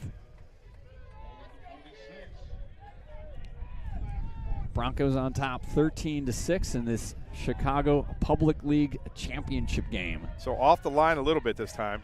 Rankin with the pass, and Marquise Lightfoot brings him down. So completion from Hood to Rankin on that, but Lightfoot, the edge rusher, heading to the U. Actually, I saw him ranked as the number 5 edge rusher in the country. In the country, and a top 60 overall prospect. So not just a guy that's going to be playing special teams at the U, going to be a guy that they're going to have on the field there in a hurry. So Whitney Young's gone away from the counter motion so far. They're running into everything, and Kenwood is reacting to it. So we need to go the oppo. Jolich, Hood keeping that. Hood driving close to midfield. So faked the handoff to Jolich in motion. Hood trying to run behind Dale Opadelli and Buster Cepeda in the middle of that offensive line for the Dolphins. Getting a pickup of 3 on that, it looks like.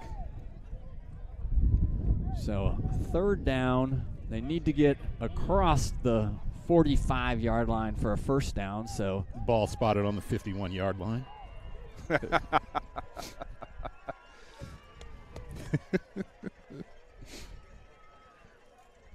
that was on your bingo card. But Scott was calling out himself on that one. So Rankin and Gray on the right-hand side along with Harrison Gassa. Duhan to the top. Hood trying to keep it. Hood brought down right at the 50-yard line. I think that looked like Javon Anderson on the tackle. Sure wasn't Mako Grant. May have been Mako Grant. So what do? You punt this? There's 3:48 left. Nope. Coach is going to go for it. Coach is gambling. So we'll see if It's a gamble. maybe Coach Finger going to – well, I thought maybe he was going to think about a timeout here. So talking to Coach Boucher and Coach Kyle Weidman over on the sidelines. Hood checking back in the huddle. So 4th down, 4th and 5 yards to go. Hood, the quarterback, Yolich behind him. Harrison Gassa in motion. Harrison now in the slot. Hood reverse to Rankin. Rankin looking to throw. Rankin throws to a wide open Joseph Gray. Gray makes the catch. Touchdown. Touchdown. Riverboat Dan Finger. Gotta love it. Holy cow, that ball was hanging up there. It was hanging up there. It seemed like an eternity. There was a lot of time for Joseph Gray thinking on that. So the reverse to Nasir Rankin, the sophomore class of Whitney Young. Coming through dialing in a it up. way. And credit to Gray. He went up and caught the ball with his hands. He didn't let it come into his body where it could bounce off his shoulder pads. He was looking right into that sun as well. And just like that, the wind picks up. Well, he got the wind behind him. So Barrett, Conrad the holder. Hold is down. Kick is up. Kick is good. This We've got game ourselves is tied. a tied game here. 13-13. 3:02 left in the first half. Dolphins, Riverboat Dan Finger dials up the wide receiver pass. Rankin. Put Rankin on the board for another stat. That guy, you talk about those basketball players filling up the stat sheet. Nasir Rankin filling up the stat sheet. Joseph Gray collecting that touchdown pass. I love it. Coach Turner had to take the headset off. It comes off again. Well, you can hear what he's saying all the way up here. Yeah, and it ain't nice. Words that we can't repeat. Even on the live stream on YouTube, you can't say it. So 2 drives, Barry, from the Dolphins. 60 yards for the first touchdown, 65 for the second. Scoring plays of 21 and 49. They're just eating up some clock. They're keeping the ball out of Kenwood's hands. And really, the punt return, but then the first 3 drives were 3 and outs, and then the drive after the interception, they held them, Did a nice job on defense there until Mako Grant took it in. So Bardsma teeing it up at the 40. Actually don't have, so it looks like Mako Grant, I wonder if so let's see if the Dolphins notice this. They brought Clax and Amarian Stewart up to the second line, so they're not deep. So that ball goes to Clax at the 25. Gray down there first. Clax to the outside. Maxwell Warner hanging on, getting the tackle on the outside. But yeah, you can see the kind of speed that this team has. We got a chess match going on here. We do have chess. Great first half of football. Everything you want in a championship game. I'm having fun. So you got 3 minutes. You got 2 minutes and 53 seconds here to play defense. So you got Marcius Woods, Baba Nefasimi Opedele. Trying to see who else is checked in on that line. I think Nick Dale. All right, so going with that line, they did a nice job stacking the run early on. McFarland, the quarterback, had that touchdown pass on the last possession to Grant. He's got 3 receivers to his left. Amarian Stewart to the top side. So you got three covering 3 right here, Barry. No safety. Motion man looking over. Pass completed. Nice job. So Ball's on the ground and recovered by Whitney Young. Duhan. There's an Akron for you. Duhan forces the fumble. Rankin on top of it. And he did a great job, Duhan, fighting off of that block. Yes. He was getting held, got outside, punched the ball out, and another funky spin. That ball was right on the white line. Just checked up right on the edge. Fortunately, when Rankin dove for it, he stayed in bounds. Stayed like it was Velcroed. He didn't knock it out of bounds. So second fumble for Kenwood today. First recovery for Whitney Young. Now Whitney Young get another chance for a twofer. Ball at the 46-yard line. Gray, Rankin on the top. Thrill DeMille, Gassa closest to you. Yolich behind Hood. The give to Yolich. Little bit of room there. Yolich gets his legs going out close to the 50-yard line. Pick up a 4 on that first down carry. I think Yolich might have surprised the Bronco defensive line as he carried a couple of them for a yard. Well, is that what happens, though, when you have your ears pinned back and you're looking at 3 the whole time? You have a chance that a running back's just going to go right past you. Well, that and also given the Dolphins' conditioning program during the offseason, these kids are strong. So Hood with Maxwell Warner now behind him. Hood keeping it. Hood looking for an edge. Couldn't Not get there. That was Ivan Moore. And great, called his name a few times Yeah, today. great job by Moore. He did not crash in on that run. Stayed outside and just Anthony. There was no. I don't think anybody had the speed to get around that. So 3rd and 9. Good things happen for your defense when your defensive end keeps containment. Yep. When he does his job. Yep. So I see Newman warming up on the sideline. If they go to if they get a first down here, I see the passing game probably checking in. Hood flipping over to a wide receiver. So we'll see if we can pick up that first down. Right now they're happy to have the clock probably moving. Hood keeping it, passing it, intercepted. He was trying to get Rankin over the middle. Just overthrew But Demaje Williams, again, his 2nd interception on the day.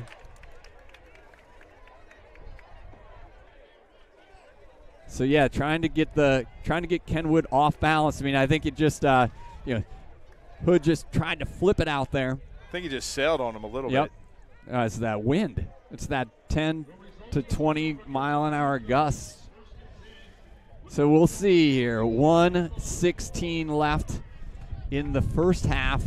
13-13.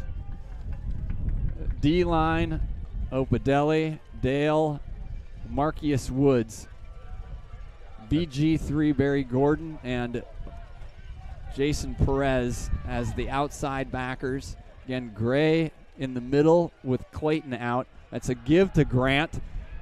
Opadelli was getting held there. Yeah, Opadelli was getting held. Yeah, so 72 had a big hunk of his jersey. Yep. So Hood gonna see if he can track down Grant. Grant's in for a let touchdown. him score. Let him get happy and let him get disappointed. These Kenwood fans are not going to be happy. They are not going to be happy because it's coming back. Yeah, coming back. I love watching the looks on the faces as they all realize it. Baba might have to get a new jersey. That one was being held so tight. Yeah, and that was obvious. And Baba knows it. He's so obvious. I even saw it. He's leading the team back. He's giggling too. Wow, a hush falls Barry, over this Kenwood crowd. I'm not sure that's hush. Barry, the result of the play was a touchdown. Yes. However, we have a hold. If you had that on your bingo card. So yeah, they are not happy. But if you're not happy, I understand being upset. But it was a blatant hold. Number 72 had a handful of number 55. You're going to have to come over here and hug Coach Turner again. So that backs the ball up to the 26-yard line.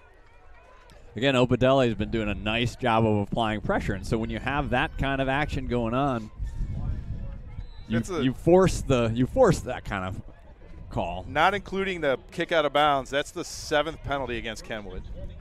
Are you saying there's a lack of discipline? That'll adjust in the second half. Watch.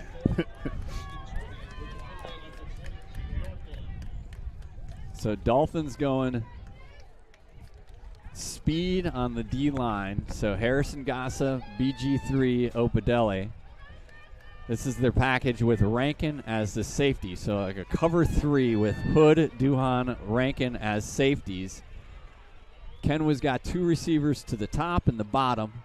I think Marion Stewart to the far top, Clacks to the bottom. Looking to Stewart. Oh, that's number 2. Nice job on the Javon Hobbs on the tackle. So Hobbs with the initial hit on Brian Searcy. Clock is running here, under a minute left. Back on it. Kenwood does have 1 timeout left. McFarland checking his wristband. Going deep, going to the second page on the wristband. Opadelli in a 2-point stance. Everybody at the wristband. 3 receivers, and then you're going to get a timeout after all of that. So they wasted almost 10 seconds while they were trying to get that figured out. I kind of wanted to see that play unfold. Opedele was in a 2-point stance. Let him blitz, the little defensive end. So 13-13. Under 24 seconds, 23.5 seconds left here in the first half. Chicago Public League Championship, Whitney Young Dolphins and the Kenwood Broncos. Whitney Young has scored on a touchdown pass from Hood to Yolich, and then a touchdown pass from Nasir Rankin. Yeah, you heard it.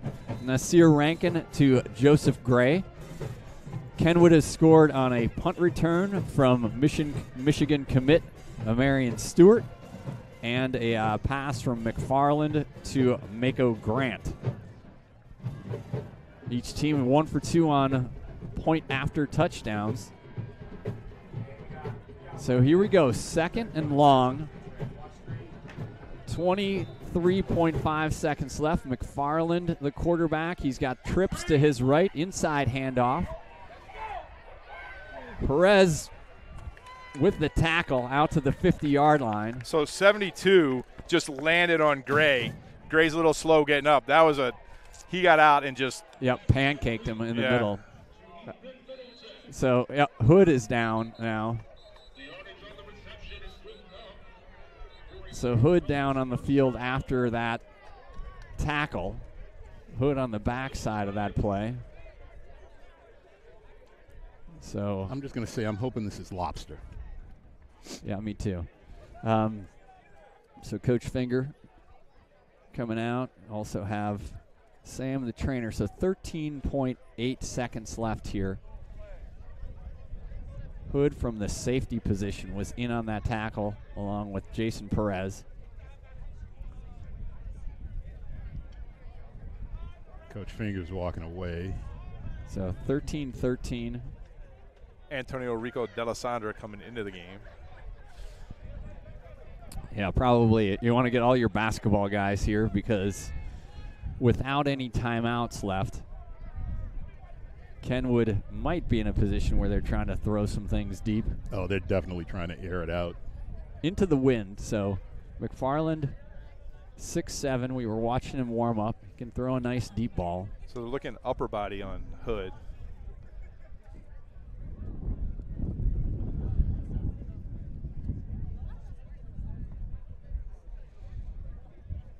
So with Hood down, both Whitney Young captains are dealing with injuries. Yeah, again, Clayton came into the game dinged up with some shin splints and made some plays early on, but has not been able to stay on the field.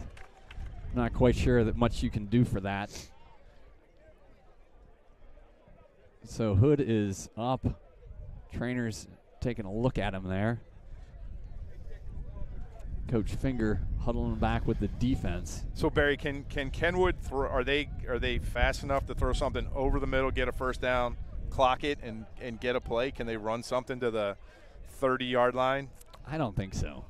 I mean, any high school team is tough to do that. I mean, college NFL team. yeah. College team it would be tough, right? Because you gotta. I mean, the clock will stop. So Hood, have to see. I mean, you're right. His upper body looking kind of. Yeah. It looks above the shoulder. Yeah, I mean, head and neck area is what they were doing. It looked like he had a pad against his lip or something, maybe. All right, so nothing behind Nasir right now is the instruction. You see Coach OD telling everybody to back off just a little bit. Yep. So anything inbounds is a good tackled inbounds is a good Gray play. Back as one of the safeties. McFarland stepping up in the pocket. Opedele all over him. Pass caught by Clax. He steps out of bounds. And that is 2 seconds left. 2 seconds left. So this is going in the end zone. Yep. So deep safeties.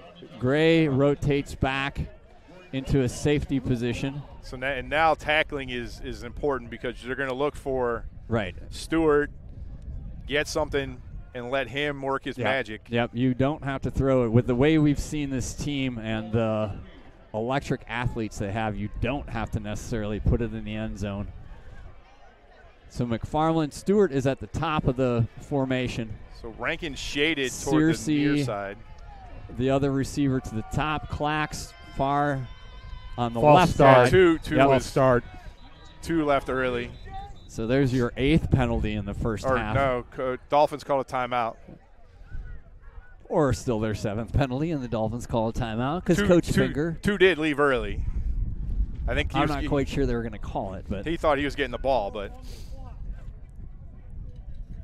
so the clock started. The clock started. I'm guessing that with 2 seconds, yeah, you can put 2 seconds up there. I think we could all agree that it would be fine. We could count that down. 1 1,000, 2 1,000. But did they put 2 seconds or 2 minutes on the clock? It's funky how that shows up, I think, because I thought the same thing before when I looked at it. Oh, it's the decimal. Okay. It flips over to. Got it. You know, it took them 75 years to get a new scoreboard in here, and then they didn't think to put a decimal place. So, yeah, we're here at Lane Stadium against Chicago Public League Championship. Winner of this game will play St. Rita in the Prep Bowl. Tony, you said you got some Prep Bowl trivia for us at halftime. All right, I'm looking forward to it. And it'll be right back here at our home away from home, Fritz Pollard Field at Lane Stadium. Yeah. I like it here. I'm more than happy to come here next week. 3 receivers to the left. McFarland looking left. McFarland stepping up. Nice job, Harrison Gossa. And he's flushed out of the pocket, Great and that job. will end Excellent the first job. half. So good job, Rayton Scotemere, sophomore, in on that hit along with BG3. So that is the end of the first half. 13-13. All tied up here, halftime of the Chicago Public League Championship.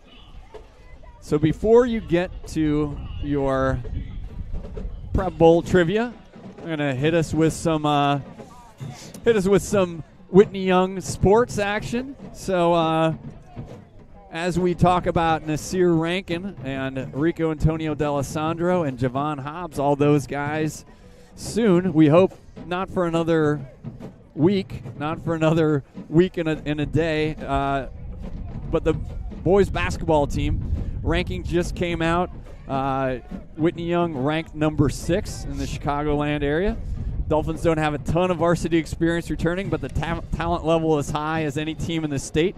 Antonio Munoz, call him 6'6", call him 6'7". He's back. I don't know if you guys caught this. Did you see at the blue and orange game, the scrimmage that they had earlier in this week? They also did some 3-point stuff and a dunk. Antonio Munoz did a Jordan. He took off from the free throw line. And this wasn't like, a lot of guys are like, oh, we took off from the free throw line, and it's like, a foot and a half in front of it. Right. I mean, his toe was way behind the line, and he took off. The dunk just went crazy. So we see Antonio Munoz as a junior. He's back along with DeMaje Richardson and Sean Brown. And, of course, we talk a lot about our sophomore class.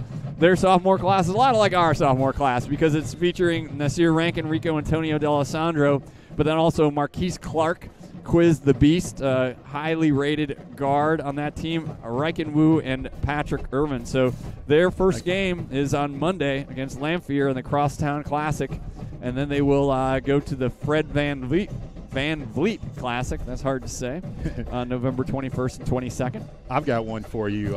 Keep your eye on a freshman, Caden Crudup, my godson.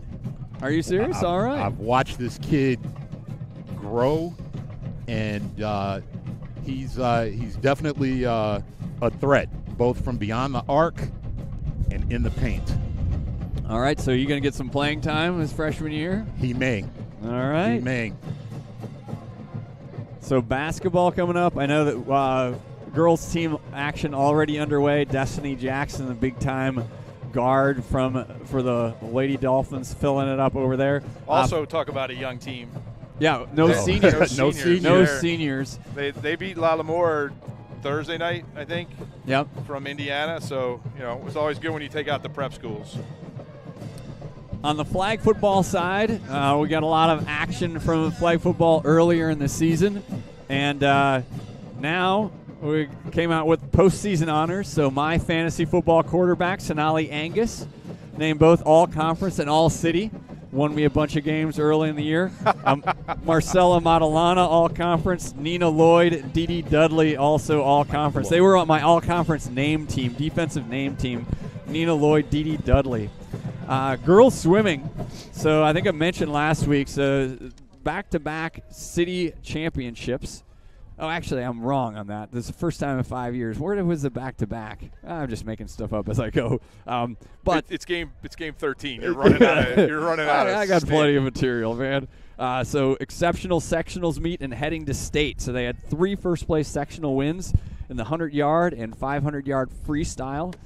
Isabella Chow. And then the 100-yard breaststroke with Eliana King. Also qualifiers for state with the 100-yard medley relay, Jocelyn Wu, King Chow, and Jillian Drake, and the breaststroke by Brooke Witt. Also in the Chicago Public League Championship in sectional meet, the team shattered records. 100-yard breaststroke varsity record for Eliana King.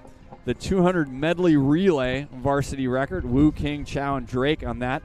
100-yard fly and 200-yard IM CPL meet records, so Chicago Public League meet records for Isabel Chow.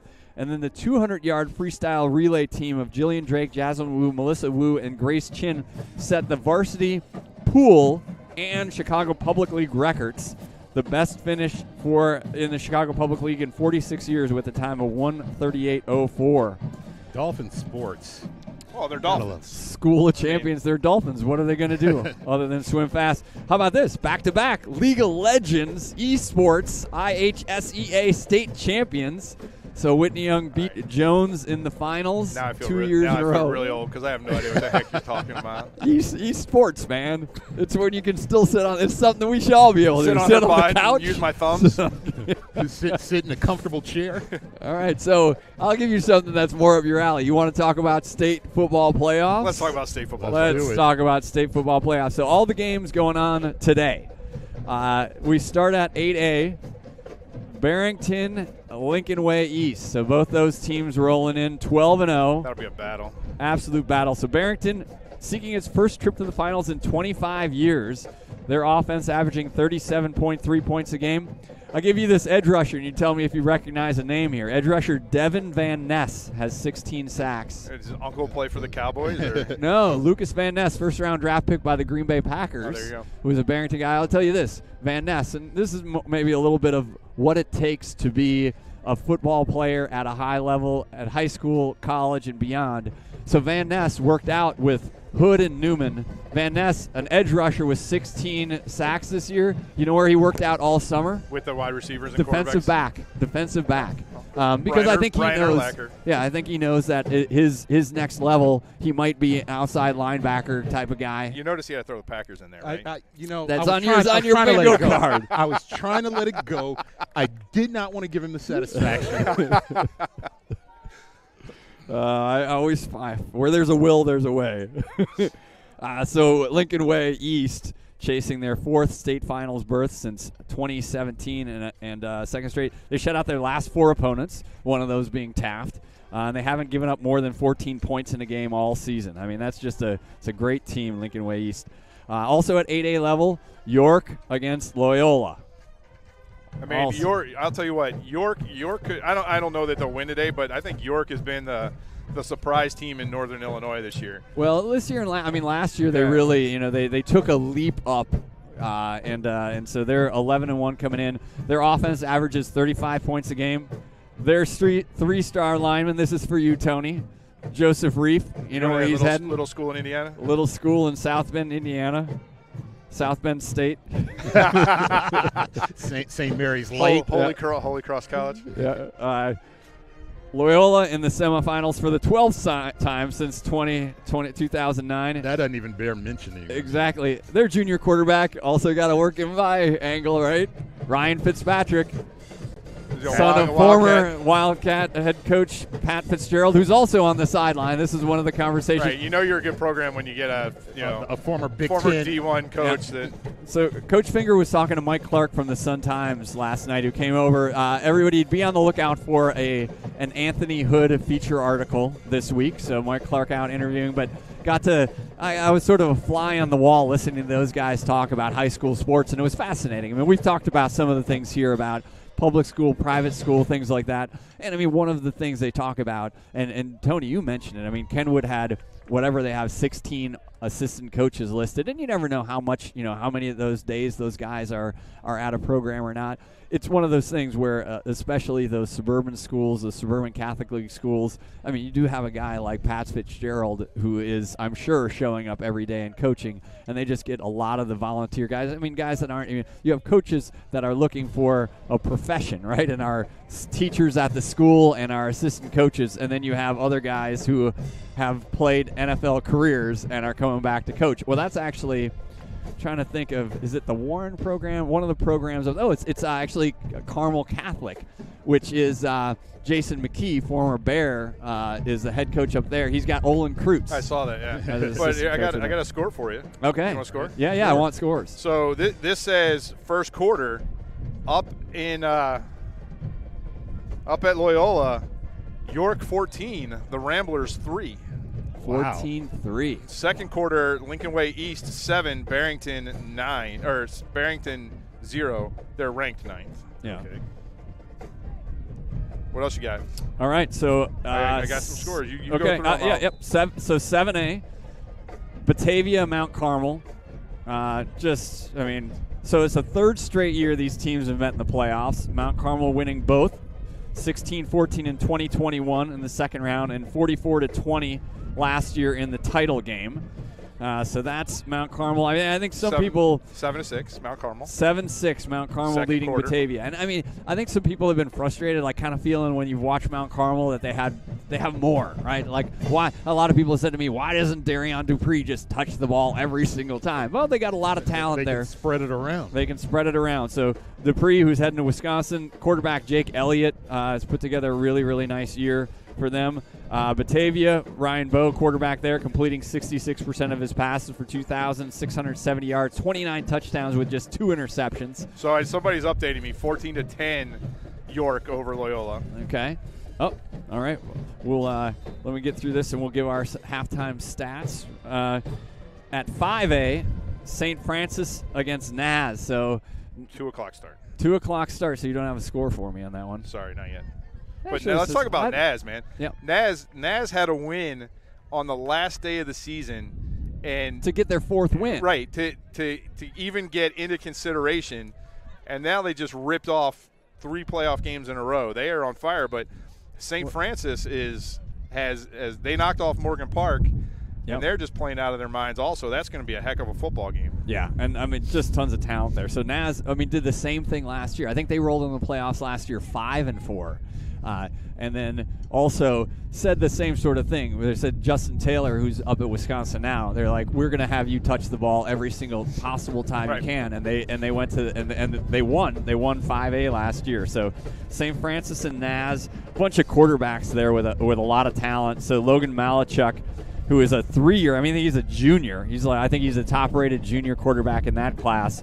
And their edge rusher, Gabe Kaminsky. Those guys have a ton of college offers already. Alessio Miljovic is going to Ball State. He's maybe the top quarterback out of the senior class, over 3,000 yards and 36 touchdowns with only 4 interceptions this year. Hey, I lied to you, Barry. I'm sorry. That was a 1 o'clock game. I was looking at the other. There's too many Carmels and Mount Carmels in Illinois. Sure. So it was what are they?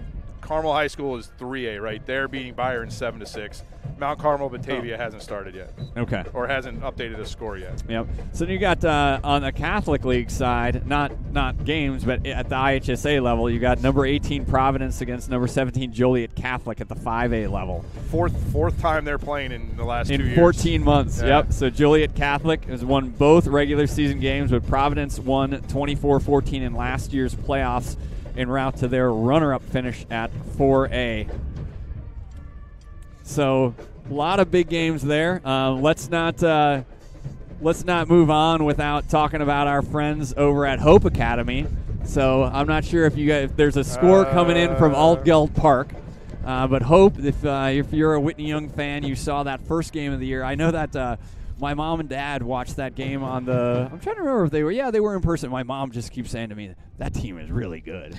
And they are really good. So Eddie Jenkins, the quarterback there, Chris Millette, head coach at Hope, Levi Millette, his youngest son, who is a center and already has a bunch of looks already. A lot of people talking about Levi Millette, of all the talent and he's a in sophomore. That family. He's a sophomore. All the talent in that family his brothers were wide receivers, man. You got to have a lineman in the family to keep things grounded. Yeah, well, there was a good story in the Sun-Times on that because he played he played goalie in lacrosse, right? So they're all lacrosse. I think the oldest, or one of Chris's older kids was a D1 lacrosse player, right? The oldest son started out playing lacrosse at Amherst. Yeah. Amherst. Yeah.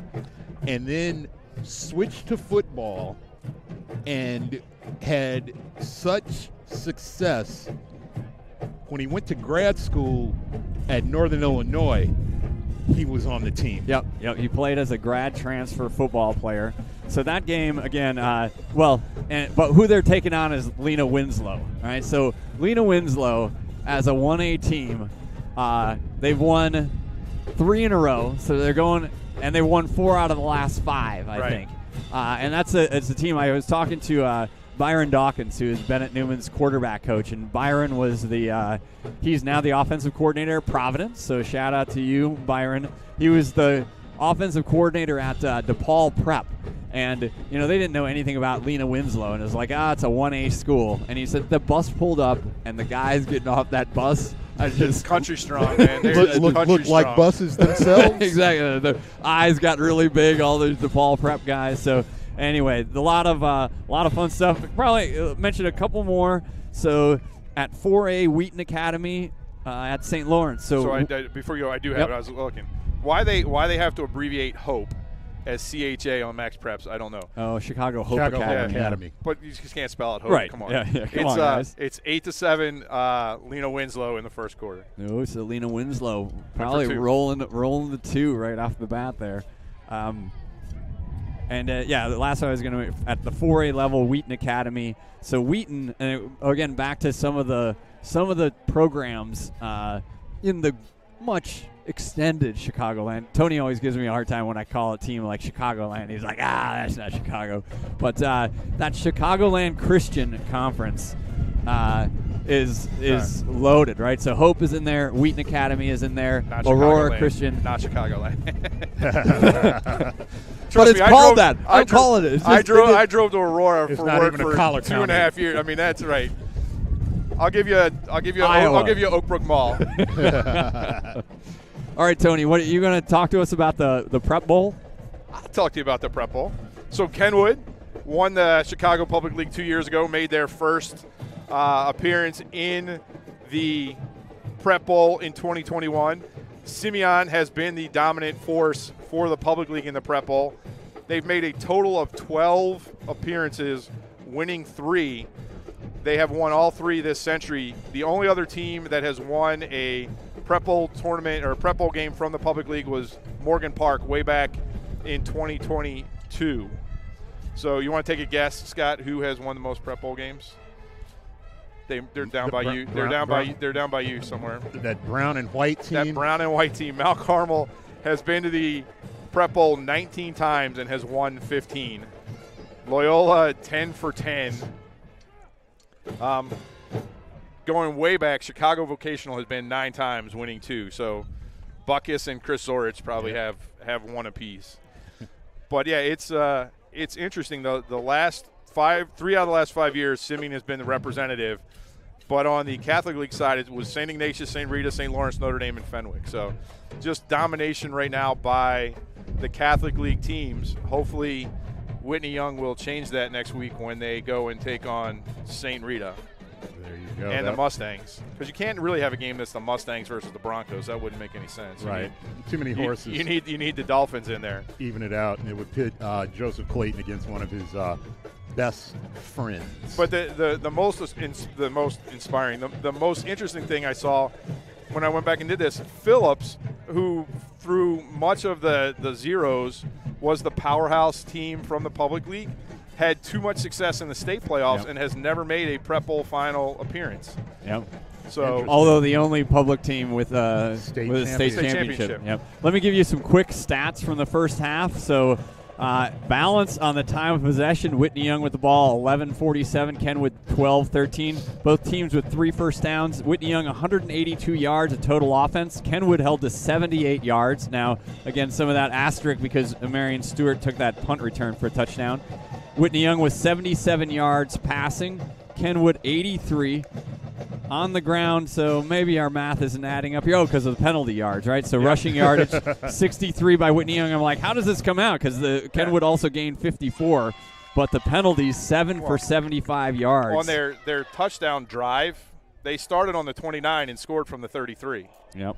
So the touchdown scoring play was longer than the actual touchdown drive. Yep. So Hood 2 of 6 passing, 28 yards. The touchdown pass to Jolich, 2 interceptions. Rankin 1 of 1 on the day, 49 yards and a touchdown. McFarland 8 of 11, 83 yards and the touchdown. Rushing side, Hood 14 carries, 31 yards. Rankin 3 for 29.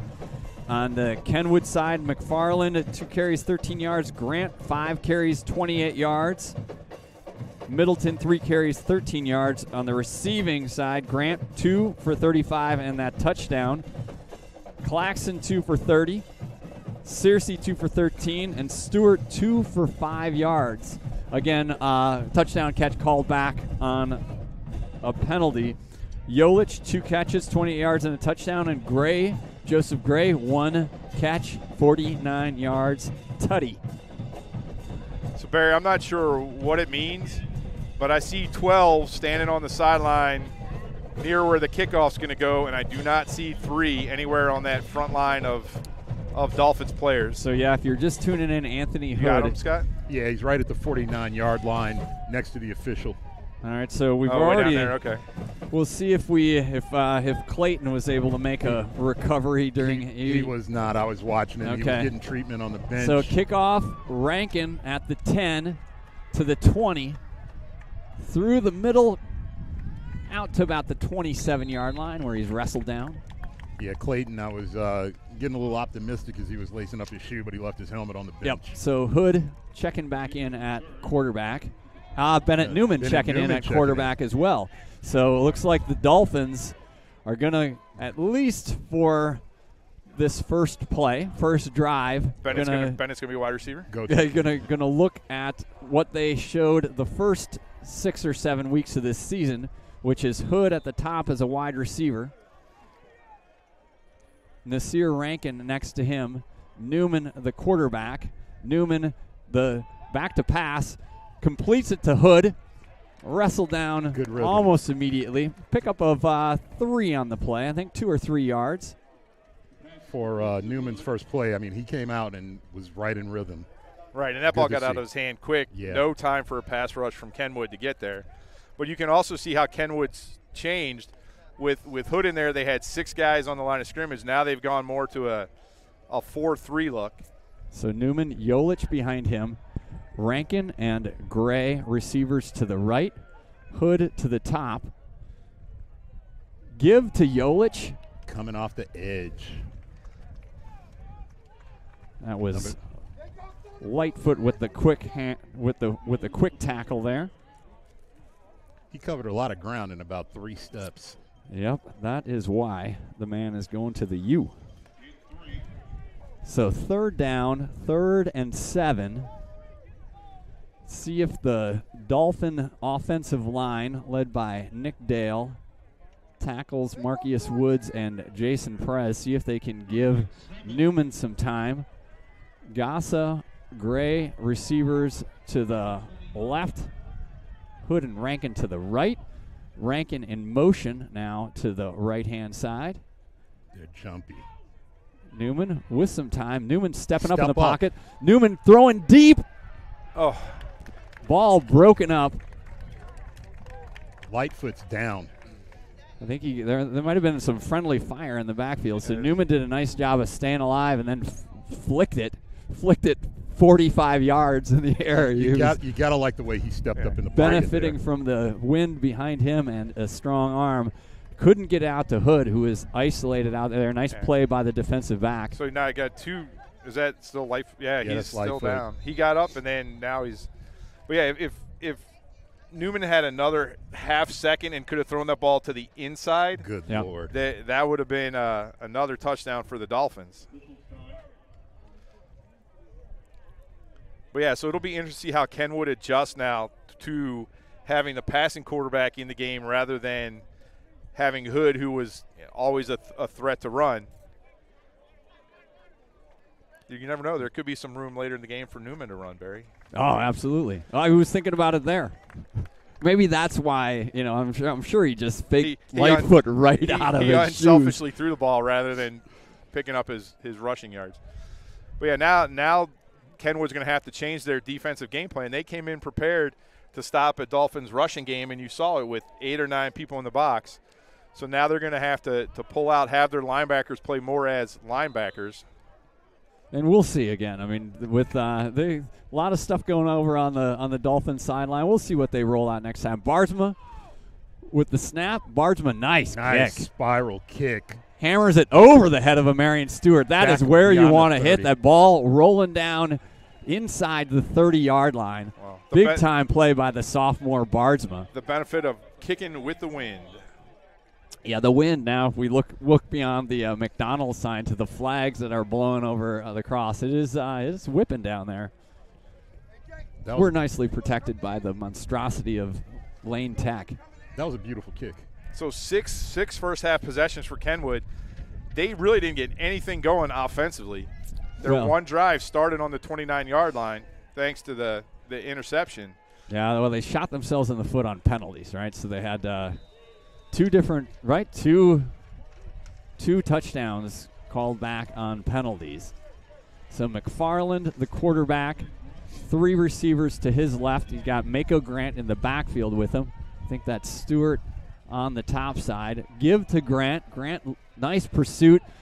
Jason Perez, and then wrestled down. So Jason Perez did a great job holding the edge, while he was getting held. Yes. The receiver, you got to let him go at some point. But Jason didn't let the running back get out to the edge, and everybody rallied to the ball. So great job. And Joseph Gray again on the tackle, sophomore. I want you to know I put an order in for more cowbells, and I think it's being fulfilled. All right, we'll get it tuned up over there on the Whitney Young sideline. Again, big contingent of students out today. Lane Stadium seats 4,500. We don't have it filled, but great showing, both Kenwood side and Whitney Young side in this Chicago Public League Championship game. McFarland flicks it over to Lester Burnett and Maxwell Warner, BG3. Bunch of friends. And some of his friends wrestle him out of bounds. Man, there's you wanted a pod of Dolphins? Pod. I'm not a pod of Dolphins guy. I mean, you okay? I was waiting. We're not giving it to you that easy. You're not calling bingo in the third quarter. So big third down play here. 3rd and 3. Broncos need to get to the 38-yard line. Mako Grant, the running back, to McFarland's right. 2 receivers left and right. McFarland back to pass, looking deep. Now he's running, and he's got the first down. Joseph Gray ushers him out of bounds just beyond the 45-yard line. Baba Nefasimi Opadelli dropped back in pass coverage. Well, and Jason Perez had Stewart 101 in the flat on the other side. Maybe not something you want to have happen a whole lot. Well, Jason Perez in his 4.7 speed. Jason Perez will take it all day long. He will, absolutely. So Dale. Maybe Coach Harbaugh's watching. Doesn't have anything else to do today. Dale on the nose. Marcus Woods, Opadelli on the line. First down for the Broncos. McFarland gives to Grant. Grant, good job of cutting back. Nick Dale. Ran into his own man. Nick Dale and Gray on the tackle. Opadelli did a nice job setting the edge and forcing that inside. But a big first down pickup, about 5 or 6 yards out to the 52-yard line. Shots fired. Broncos need to get to the 44, to the Dolphin 44, so they're in Dolphin territory. McFarland going under center. Grant, the running back, he's got trips to his left. Stewart alone to the top side. A little motion by the left tackle, but they didn't call it. Clax on the reception. Jolich chasing him. Quentin Duhan bringing him down across the 40-yard line. So that was the completion to Clax. Clax 557 yards receiving, 7 touchdowns. PC3, again, transferred in from Crown Point. Kenwood has really liked this short passing game today, and I don't really think it's because of the wind. They're just not willing to go downfield. They haven't had time. The Dolphins' defensive line has put pressure on anything that hasn't been a 3-step and out. Now, the last time you said that, they I know completed they the touchdown Yeah, to but that Marion still Stewart, was but it was called back. Right. They're taking what the Dolphins' defense is giving them. So now you got Stewart with Maxwell Warner across from him. It's closest to us. McFarland, Grant in the backfield. Handoff, actually, that's not Grant, that's Middleton, I think. Joseph Gray on the ball is out, and he was not down. The side judge is saying he was down. We would need an instant replay on that. That was Ethan Middleton on the carrier. We can redo YouTube for him if they want. I'm going to reserve judgment. Yeah, I don't think the Dolphin fans are not happy about that because he certainly seemed that he was still up. I think he was down. Okay, all right. He was down. Scott Clayton, the voice of reason. How many times has that been said before? I'm looking for the storm clouds, man. I'm looking for the lightning.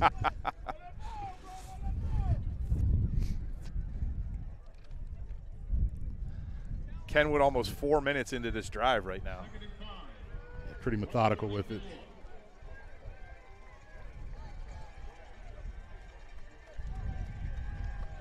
Dolphins defensive line, I think, a pin in the ear is back. All right, 2nd down and 7. McFarland. Here we Kenwood. go. Somebody forgot to snap the ball. Yep, Kenwood jumps off sides. All of them. Again, I think that's the second time there was some funky stuff going on with the center not knowing the snap count. Yeah, that was the center's fault, definitely. So that'll back them up for their 8th penalty, right? 8th penalty on the day. Is that 8? 7 at halftime. 7 for 75 in the first half. So we're 8 for 80. So it's interesting, and I'll start to watch it. It really looks like when they're going to have a running play, that the offensive linemen put their hand in the ground, and when they're going to pass it, they do a pass set. There's no confusion about what they're doing. You so stealing signs, if the Tony? Dolphins can figure that out, well, this is a pass. Yep. So this is a pass. You All were right, correct. McFarland looking deep. Oh, he's got Clax wide wide open. open. Oh, he And dropped the ball. Brian Searcy. He didn't watch it into his hands. He saw nothing but end zone and forgot to take the ball with him. Just ran a fly pattern, beat both the Dolphins cornerback and the safety. Beautiful ball right on the numbers. Can't do much better than that other than catch it. So 3rd down, 3rd and 11. Ooh, Dodged a bullet on that one. quarterback Well, not happy. And I think the Dolphins had gotten into the fact that everything was going to be short, and in front of them they had to rally to the ball, so they got just caught a little flat-footed. But now you got to assume they're going to throw the ball, so this is an all-out back to their 3-man front. Stewart and Searcy, receivers to the bottom side. Searcy in motion. McFarland over to Stewart with blockers. Stewart, Hood trying to track him down. Duhan wrestling him out of bounds, but a 1st down play. That is just some elite speed right there. Yeah, absolutely. That's a D1 Michigan wide receiver right there. Don't knock Mach 5, though. He put the Jets on to take him down. He had the angle on him. So Kenwood picks up a 1st down deep in Dolphin territory at the 21-yard line. 13-13 here. 5:14 left in the 3rd quarter. Chicago Public League Championship winner of this game faces St. Rita next week in the Prep Bowl. We got Kavion Thunderbird and handoff to Grant. And Yolich bringing him knifing down through. So they did this the last time too. When they got to the close to the red zone, they bring in Kavari Thunderbird, senior quarterback, lefty, accomplished baseball player. So this is the 10th play of the drive, Barry. Yeah, so we've only had 2 possessions here. Dolphins with their first possession in the third quarter. Kenwood, now you've got Thunderbird, Javon Anderson in the backfield next to him. Checking back in on a play here. Little confusion. I think it's also Ethan Middleton next to him. Receiver top and bottom. There's the handoff to, actually that's Grant. I think that's Yolich on the bottom of that with the tackle. So Grant on the second down carry. 3rd and 3. Yep, going to bring up 3rd down. 3 yards to go.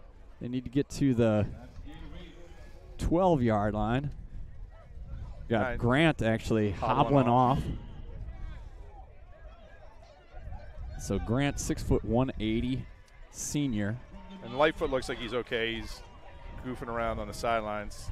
All right, so big 3rd down play here. Kavion Thunderbird, the quarterback. 1-on-1 on the top with Stewart. Yep, Stewart. Handoff. Give to Middleton, I think. Middleton with the 1st down carry. Kenwood trying to go tempo here. Middleton wanted to go tempo, except Thunderbird was over on the sideline getting the play. Looks like, I think they might be calling a timeout here. Yep, Kenwood going to take a timeout. Seeing a familiar face on the Kenwood sideline here in this Essentials hoodie. That would be Isaac Saffold. He just finished the season at the Petty School out east. Decided to do a prep school year. His mother introduced me to my wife. All right. Hey. That's a nice story. Scott. It's romantical.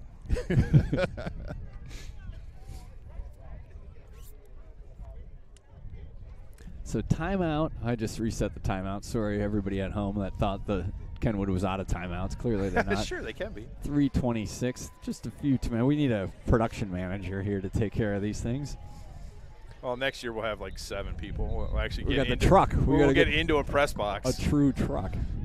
That's the goal for next year, get into a press box. Chicago Public League 13-13. Great game. Regardless of who you're cheering for, both these teams have put together themselves great seasons. Kenwood, an expected great season with what they have historically, and also the guys that came in. Stewart transferring him in from Bolingbrook. Still some confusion. Middleton from St. Rita. Clacks from Crown Point. Coach Turner not happy right now. This is just an ugly formation. So a handoff, ugly formation is going to put it in the end zone for Clacks. So PC3 Patrick Clacks III able to get the edge and put the Dolphins, or put the Broncos ahead here, 19-13 with 3:21 left in the third quarter. So almost 7 minutes off the clock on that, Barry. Big third down conversion for the Broncos on that possession. 6:45. So Noah Charles with the important extra point here. Charles 1 of 2 on the day. Pushed one wide right his last time. Snap was not great, but the kick is good. Was good, and a penalty. So not sure, maybe pursuit over the top of the center. Sometimes you get that, although there are a lot of Kenwood guys with their arms extended wondering about things. So I don't know. Sometimes that's where you get it. Looks like number 73 was saying, who, me? So we'll wait for the call here from the officials. Again, Clacks putting the Broncos on top, so holding Wow. against Kenwood. So we'll see if they send out their 22-yard attempt now. Wonder if they'll send out. So I see that Charles is still out there. So it looks like they're gonna attempt this. Backing it up. Marion Stewart having some fun on the field. Yeah, he was flirting with a flag for excessive celebration there at one point. Well, if it's the same guy monitoring last week's excessive celebration from Harrison Gossa, because he held up the ball as he ran into the end zone. Yeah. So 31 yards into the win. Stewart is the holder on this. I think I'd be watching. What kind of odds? I'd be watching there because he hasn't been the holder on the first two. I would look at Nasir out on the left side of the defense has to. And the Dolphins defense is expecting it as well. They have everybody off the line. So there's the hold, the kick, and he hammers it through. Oh no, wide left. Wide left. I was going off the call from the Kenwood crowd who all cheered. I trust yourself. And we got an offensive lineman for Kenwood down.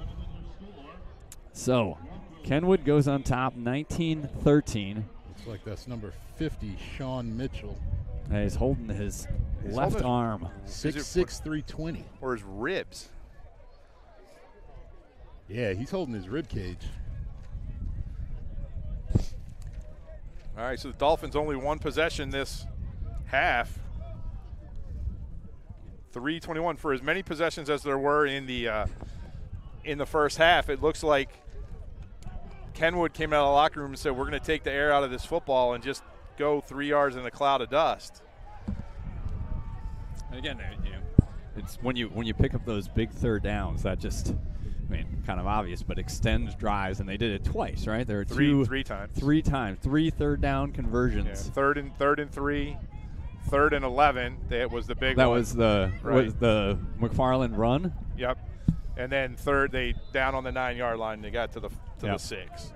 Yeah, so 3 third down conversions on that. All right, so Nasir Rankin. Okay. Rankin on the left-hand side, Maxwell Warner, so super softs back deep for the Dolphins. Kick going Nasir Rankin's way. Rankin fields it at the 13 to the 30. He's got the edge. He's to the 40. He's got blockers. He's cutting back, still on his feet, all to the 40-yard line. He fumbled. Ball is on the ground. How does the ground not cause that fumble? It must have been out when he spun because he got hit pretty hard right at the 40-yard line. Dynamic return. We'll see. It looks like a reaction to Kenwood is the Dolphins have it. Yep. Dolphins got the ball football. back. Will the thrill DeMille? What a way to chase the play. That's a lot like the play Duhan made down here Well, I'll tell you, it was Will DeMille recovering a fumble by Gray in the Taft game. That's what it was, yeah. It was and that was DeMille again. Yeah, so great hustle. Thrill on the spot. All right, so no fumble. So they ended up, to your point. Yep, they did rule it down by contact. Awesome return by Nasir Rankin. If he had a chance to do it again when he sees it on tape, he had to beat the kicker with a cast on one arm. I might have just stayed down the sideline and they actually have a different kicker, speed. Different kickoff guy. So Newman still in at quarterback. Gossa receivers to the right. Jolich in motion. Handoff to Jolich. Jolich putting a foot in the ground. Nice pickup on first down. Tackle made by number 6, Ivan Moore. So this Lightfoot is back in. So Newman at quarterback, rotating Hood back out to his natural wide receiver position. So how come they're making Newman run for the plays when Hood doesn't? When they would rotate I don't understand. That's what. Come on. So play checking in after that first down run by Jolich. Rico Antonio D'Alessandro in the game. So getting some size out there. Gassa and D'Alessandro. You can throw some 50-50 balls to those guys on the right-hand side. Jolich, the receiver next to Newman. Newman blitz on him. Jolich, brought down immediately. So Javon Anderson, good job.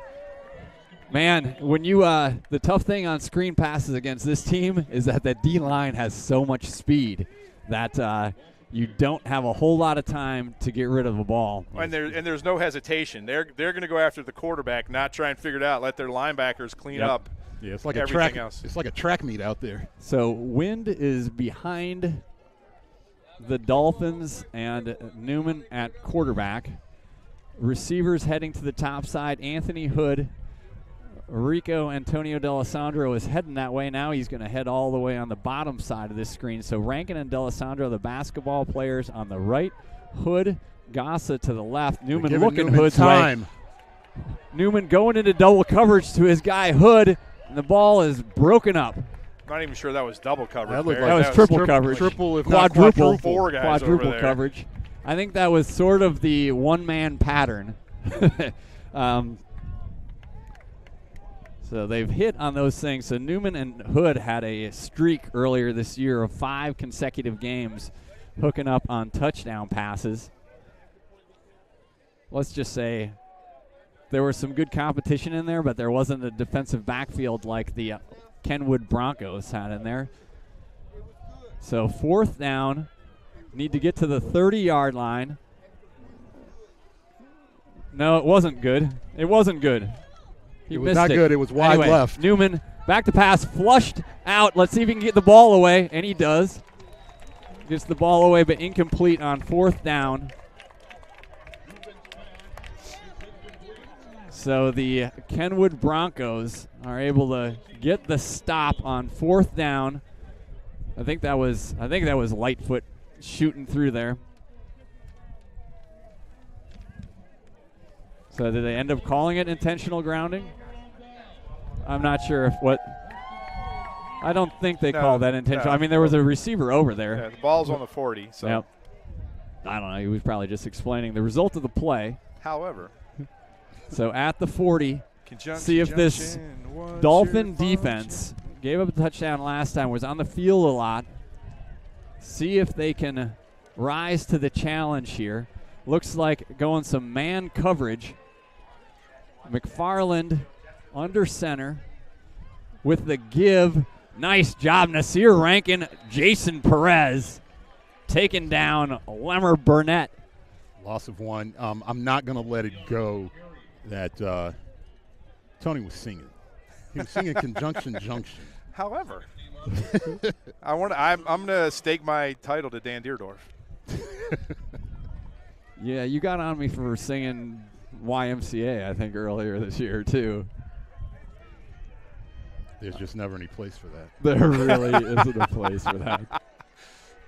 McFarland, the quarterback, clock running under 20 seconds here in the 3rd quarter. Broncos with a 6-point lead. McFarland with the give up the middle. Close to a first down, still pushing across the first down. They're going to give him forward progress. Mako Grant.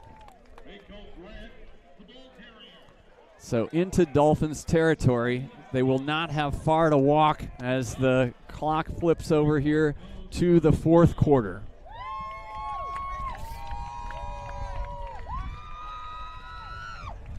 So Coach Finger likes to say we didn't come this far to just get this far.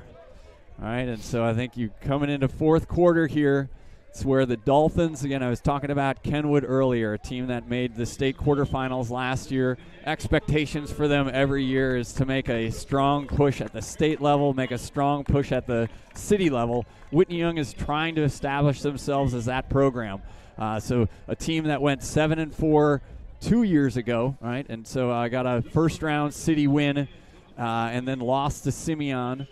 Last year struggled to a 2-7 year, again with a team that was just had one senior starter, only really one senior that was getting extensive time, that being Alexander Dale, who's up here next to us in the coach's press box right now. Alex now at Northwestern. But rolling into this season, again, this team coming off a 2-7 season. I know when they saw the schedule and they saw after they were going through some practices and seeing what they had, especially again, you were returning all of your starters, and Coach Finger said too, just given even the injuries and things like that, you're returning 20-plus starters. And so this team has turned in an 8-3 season. Only losses on the year, Hope, which is semifinalist at the 1A level. Morgan Park got eliminated last week at 5A. There's a pass over to Stewart. Stewart with Rankin. Rankin making the one-on-one tackle against a Marion Stewart. Harrison Gossam mixing it up with a couple guys over on the side. Some of those Bronco offensive linemen trying to get in their pancake totals. So Buster Cepeda in on the D-line. Now Nick Dale is going to come in when Nick was coming in, now Nick's heading back off. So Gossa stays in. So 3 receivers to the right side. Marion Stewart is on the farthest right. I think it's Clax to the top side. Just a lot of confusion on these offensive play calls again, right they're now. They're going back to the wristband.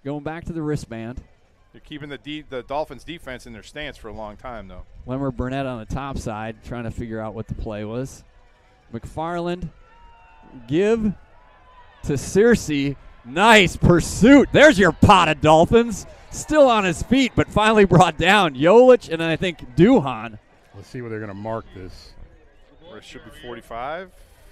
They're giving him 43. 43. That's a horrible. That is a horrible. I mean, he was still, and that's what Coach Finger is saying. He was still fighting for it. The pursuit was there, but he was still fighting. That ball should be 7 yards farther back than that. Coach Finger's beside himself.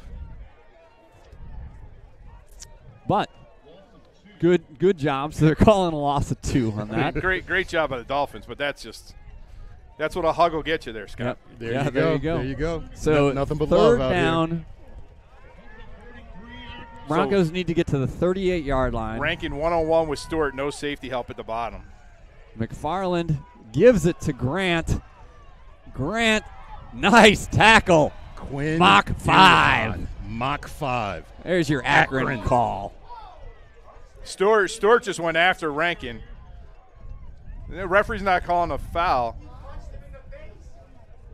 He punched him in the face? Well, that's what the press box is saying, but I mean, Rankin. So I'm not quite sure. What are you going to say now as an official when you're coming in there? You're going to say, hey, this guy punched me in the face. So Rankin, sophomore, Stewart, senior, heading to Michigan. They've been squaring off today. Yeah, just lost his cool. So Rankin, the DB on the top. He's across from Burnett.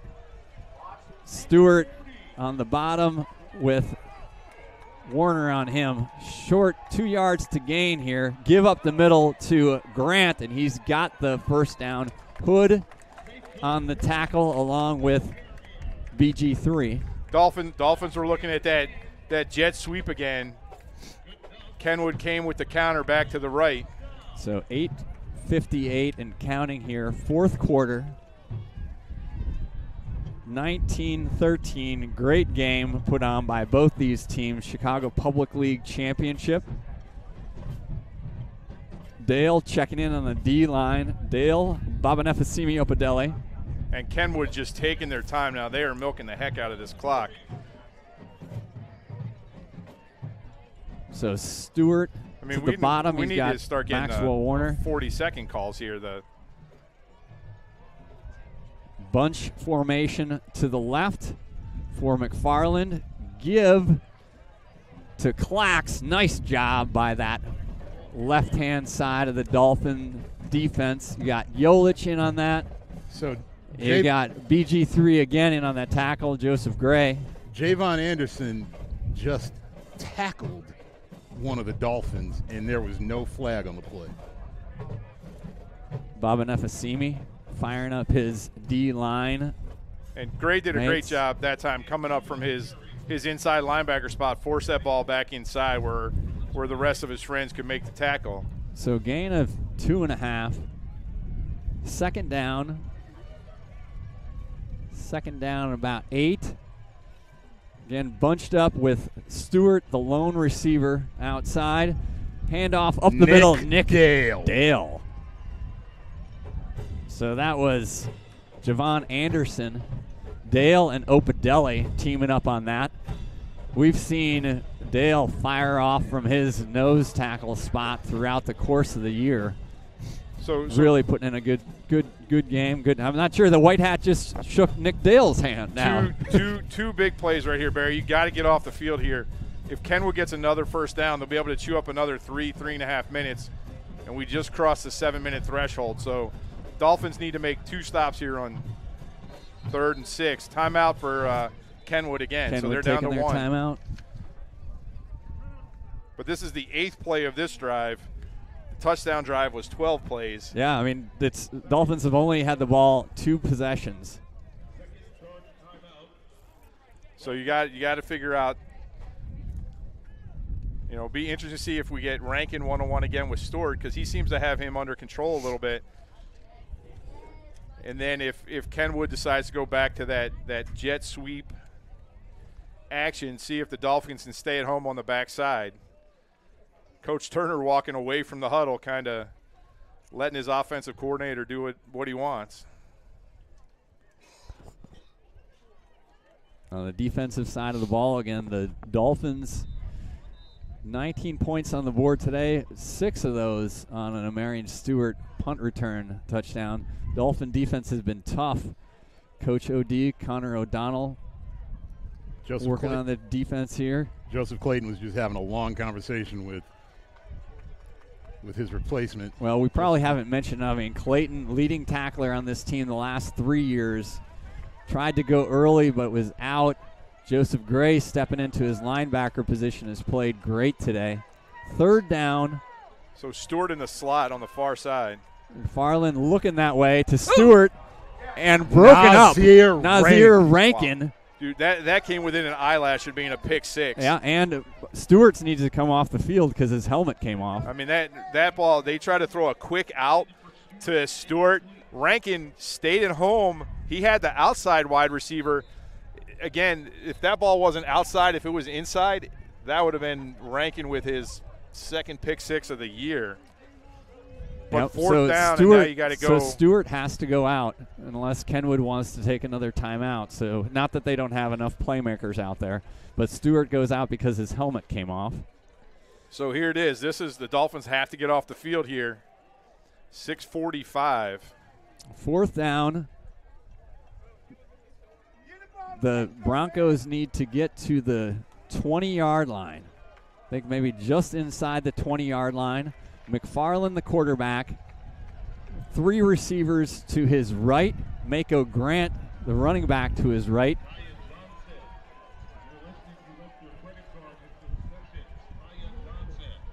McFarland rolling to his right, looking downfield, throwing back across his body, incomplete. So good pressure. Yolich, Dale. McFarland tried to go across his body. Is there a flag on the play? Well, there it looks like illegal procedure. Illegal procedure. Declined. So, turnover on downs. Illegal procedure against Kenwood. That will be declined. Coach Eddie exhorting the crowd to come to life. And so the Dolphins with 6:39. Dolphin defense holds. Yeah, so that was 10 plays. What is that? 6.5 minutes on that drive. So Dolphins, Newman at quarterback, Hood and Nasir Rankin to his left, Yolich the running back to his left, Gassa and Antonio D'Alessandro. There's Rankin in motion now to the right. Newman back to pass, looks to Hood. Hood with the reception. Hood across the 30, still on his feet, wrestling his way out to the 35-yard line. inch there. That kid just knows no quit. And 50's hurt again. So 50 down also, Marcus Woods on a knee. So we'll see if MJ Woods, the sophomore tackle, he's down. Baba Nefasimi is asking him to get up, but he just looks like he's also going to be down. This has just been a hard-fought, trenches kind of game. But what else could you ask for? 6 minutes and 45 seconds left, down 6, an opportunity to go to the Prep Bowl, win the city championship. You got to leave it all in the field. Yeah, you got the rest of your life to not get hit, right? If you were the coaching staff and you could draw it up on August 1st when practice started, this is what you'd ask for. Ball in your hand, 6 minutes to go, 2nd and 2. Fate in your own hand. So Marcus Woods, again, Coach Finger talks about Woods, who showed up last year, inserted as the left tackle, still as a 13-year-old, right, playing against grown men out there. MJ Woods, now a sophomore, has started every game of his varsity career. So we talk about this team next year. We spent some time at halftime last week talking about that offensive line anchored by Nick Dale, Juan Cepeda, and MJ Woods, all back next year with a bunch of JV guys ready to get up there. So you still got that trick play in your back pocket, right, Barry? Yep, you do. So Cepeda is moving out to the tackle position. Cepeda moves out to the left tackle position. Newman, there was movement in the middle. So here's Jolich slamming it up the middle. I don't think there was enough there. Short, and it was too bad because there was movement on that defensive line. It wasn't flagged. I mean, I don't think he jumped into the neutral zone. Anthony Hood looked at the side judge and tried to make his case, but the side judge was having none of it. So 3rd and 2. So MJ Woods checking back in. So Oshesky was in there. You got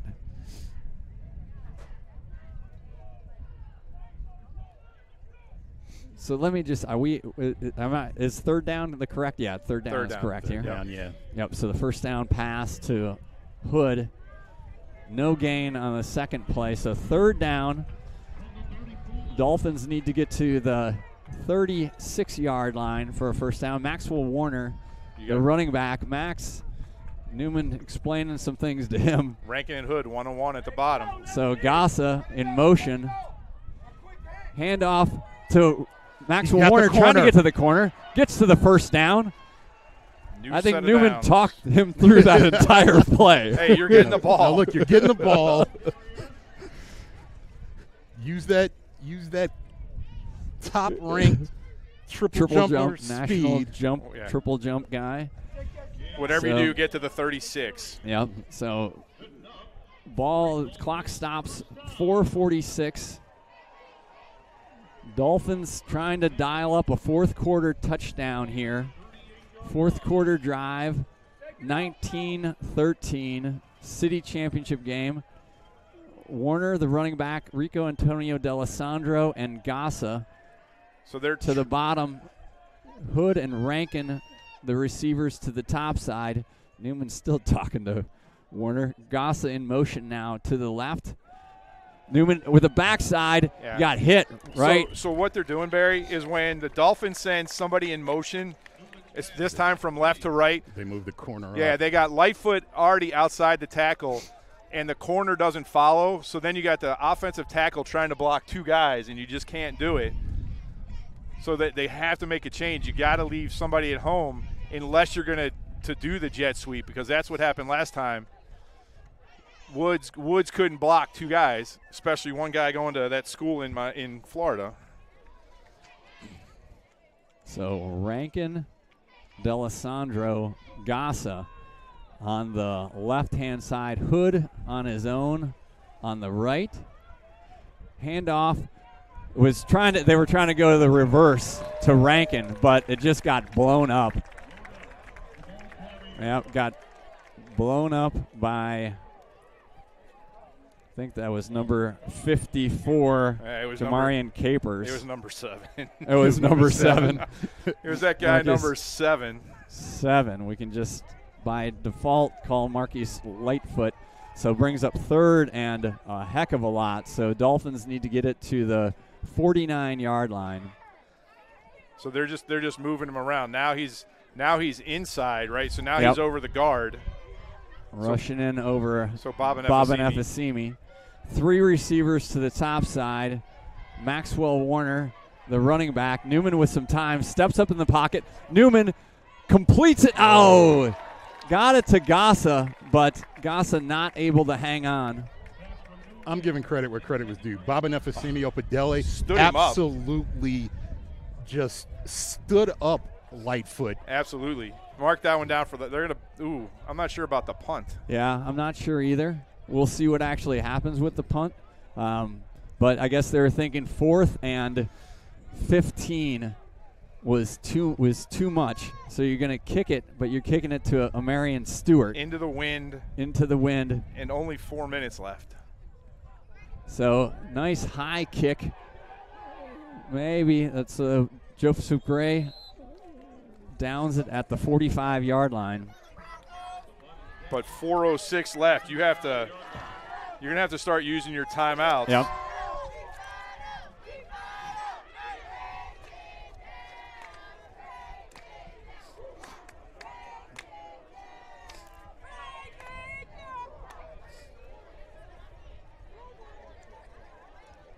So Broncos will take over with the lead 19-13. 4:06 left in the game. Winner of this game advances to the Prep Bowl and takes home the Chicago Public League Championship. McFarland, got to think these guys are going to keep it on the ground here. Handoff up the middle to Grant. And selling out there. BG3 came off the defensive end, so the Dolphins are going to do everything they can to stop this run. Yep, Gray also in on that tackle. 2nd and 8. Clock running. 3:45 left here. I mean, and Kenwood is just walking to the line right now. Yep, they should be taking every second. It's a 40-second clock again. So with that first down run, clock keeps moving. 3 receivers to the right-hand side, single receiver to the top. There we go. They're just waiting for the signal from the referees. McFarland passes it over. Gossett tried to get a paw on that. Yep. And that's close to a first down. They're going to call in Gossett for a late hit. Yep. So a hit out of bounds. So that was completed to Patrick Clax. So I think they're also talking to, coaches are now talking to Marion Stewart. He's definitely been mixing it up.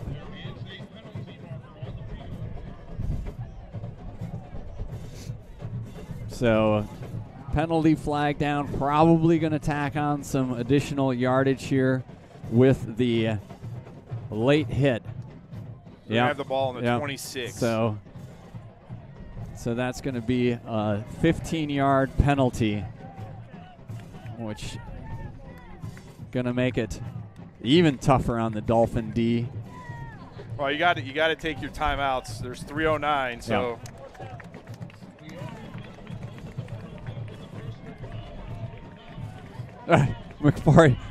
McFarland and Grant are telling the band, stop playing. 1, they want to try to hear themselves, and 2, they don't want to get an unsportsmanlike conduct penalty because they've been warned twice already to stop playing. So McFarland under center, Grant, the running back, 3 receivers. As Clax in motion, Grant tackled in the backfield. Gossa through there to start with, and then Jolich brings him down. Coach takes his Coach first Finger timeout. Takes a timeout. 3:01 left. A loss of 5 on that.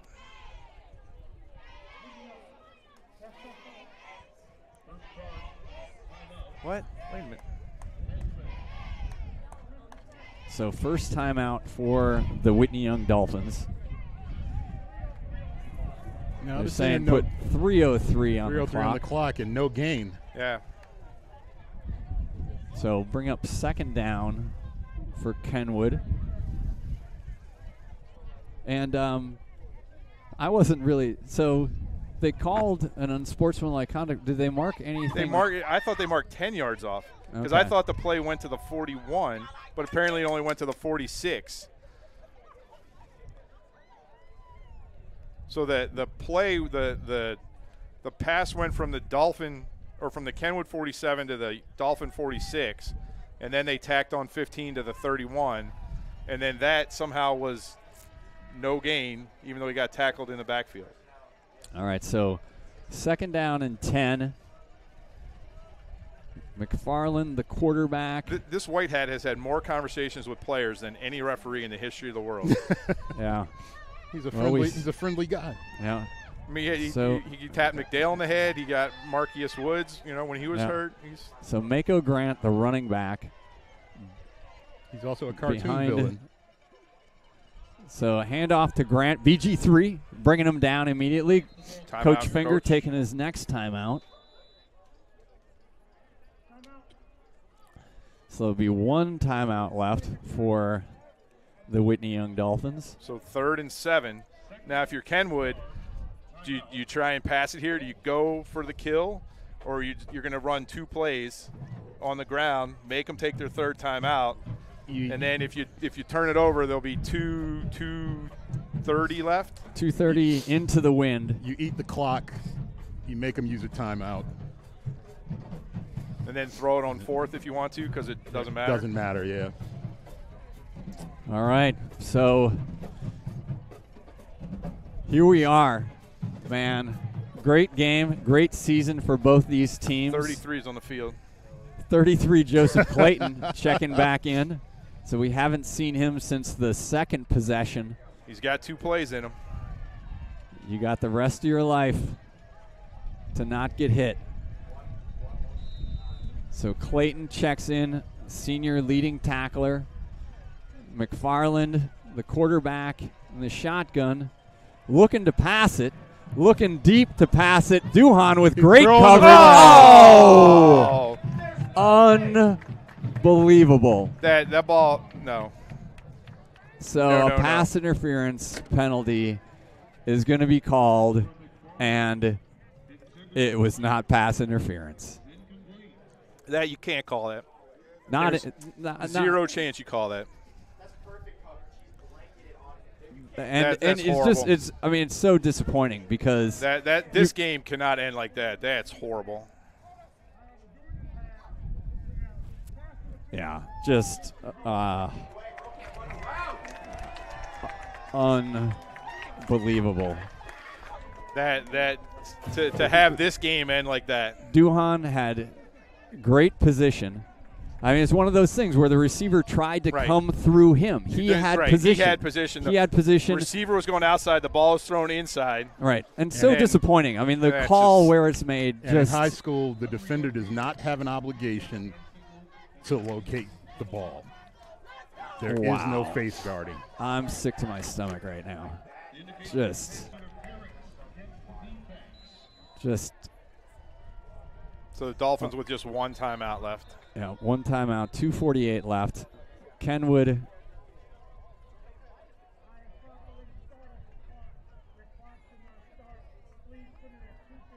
So they're moving it to 2:51. 2:51 left. Kenwood leading Whitney Young 19-13 here. Gives the Broncos 1st and 10 with the football at the 19-yard line. This crackpot officiating crew. And I don't even understand what that penalty is because the ball was on the 28. So they gave him a. It's not a spot foul. It should be a 15-yard penalty, right? I mean, it's. But. Yeah. You get what you pay for, right? Get what you pay for. 2:51 left. What you hug out. So 2 receivers to the top side. McFarland to Grant. Grant cutting back. Grant looking for the edge. Grant in flag on probably the a play flag on a hold on the edge. So Kenwood will get their 3rd touchdown of the day called back on a penalty. Sorry, Remy, for leaning into your shot. So holding call. Result of the play, the touchdown, except it was not a touchdown touchdown. because it was a hold. So the result of the play is actually a hold and a repeat of first down. I mean, Kenwood has definitely gotten flagged a bunch today. Some of those obvious that we've been able to see from up here. Others that maybe they want to complain about, but that pass interference call at a critical time in the game goes against the Whitney Young Dolphins, giving Kenwood a first down. So this will march off. We'll see how many yards they march off They here. put it on the 14, so. Okay, so the hold was downfield, so a spot foul, so brings up first and about 10 yards. First and 10, 2:42 left. McFarland under center. Mako Grant, the running back.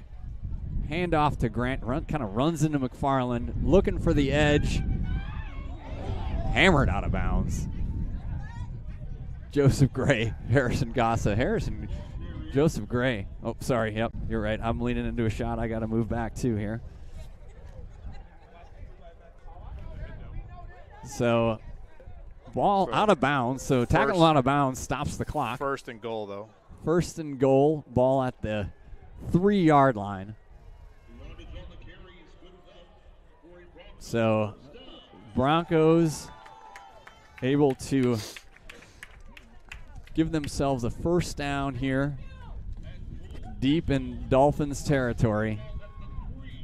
2:34 left. McFarland under center again. Grant has had a really nice game, really nice Somehow you need a turnover. career at Kenwood. There's the handoff to Grant, and Touchdown. he's in for a touchdown, which is going to Pretty much seal the game for the Kenwood Broncos. Broncos take a 25-13 lead here with 2:29 left. So putting a cap on the best Whitney Young Dolphins football season in the history of the school. Yeah, I mean, as far as advanced, it never advanced to the city championships before. Kenwood, as we said, won the Chicago Public League championship 2 years ago. So looks like they will be making a return trip. They will be returning here next week for the, I'm not quite sure. There's still, what was the conversation about there, Tony? I wasn't even paying attention I to don't it. know. Okay, so unsportsmanlike conduct against the Broncos, giving them their 45th penalty on the day. I think we're definitely in Not that triple. they- Are we in triple-digit territory? Triple digit on yardage On for yardage, sure, yeah. without a doubt. Yeah, because they were 7 for 75 at halftime. But they've been able to overcome that. Extra point for a Noah Charles here out of the hold of a Marion Stewart. Snap down, kick is up, kick is good. Giving the Broncos a 26-13 advantage. 2:29 left. Got a little Dolphin magic you can dial up here. Quick touchdown onside kick. Textbook, right? Just the way you drew it up.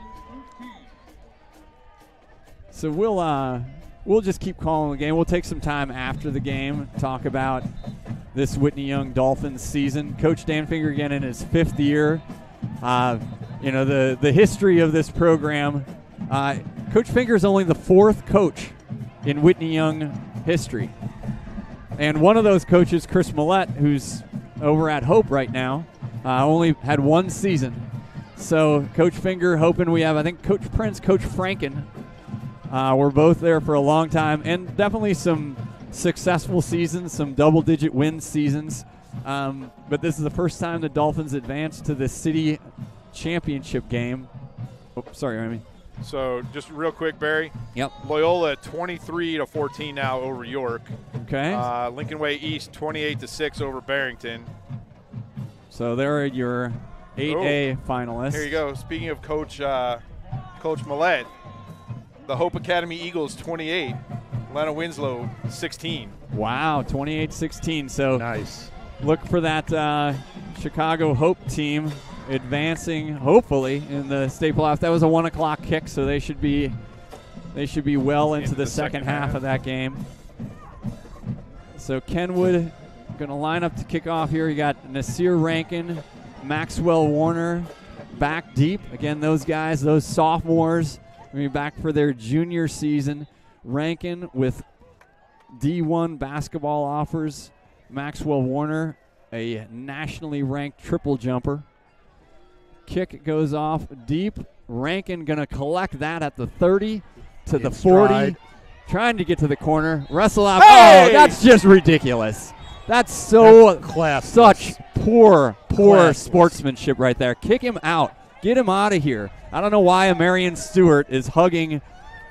I don't know why he's hugging Lemmer Burnett on that, because that was the most classless thing that you can possibly see. And they're just celebrating it. They're celebrating it on the sideline, and I'm not sure why you want to do that. Right, so I'm not going to say a single good thing about Kenwood the rest of the way, because that was ridiculous. There's late hits, and then that was just. I mean, body slam a kid on the track. That was a body that was a slam him move. on the track. Into the bench. I don't think care he's gonna what's be going on the ejected. field, what trash talk is going on. I'm sure that it was going on both ways, but that's just. He's been ejected. I mean, it does. You can't even do enough. He should get ejected for next week. That kid should not play next week.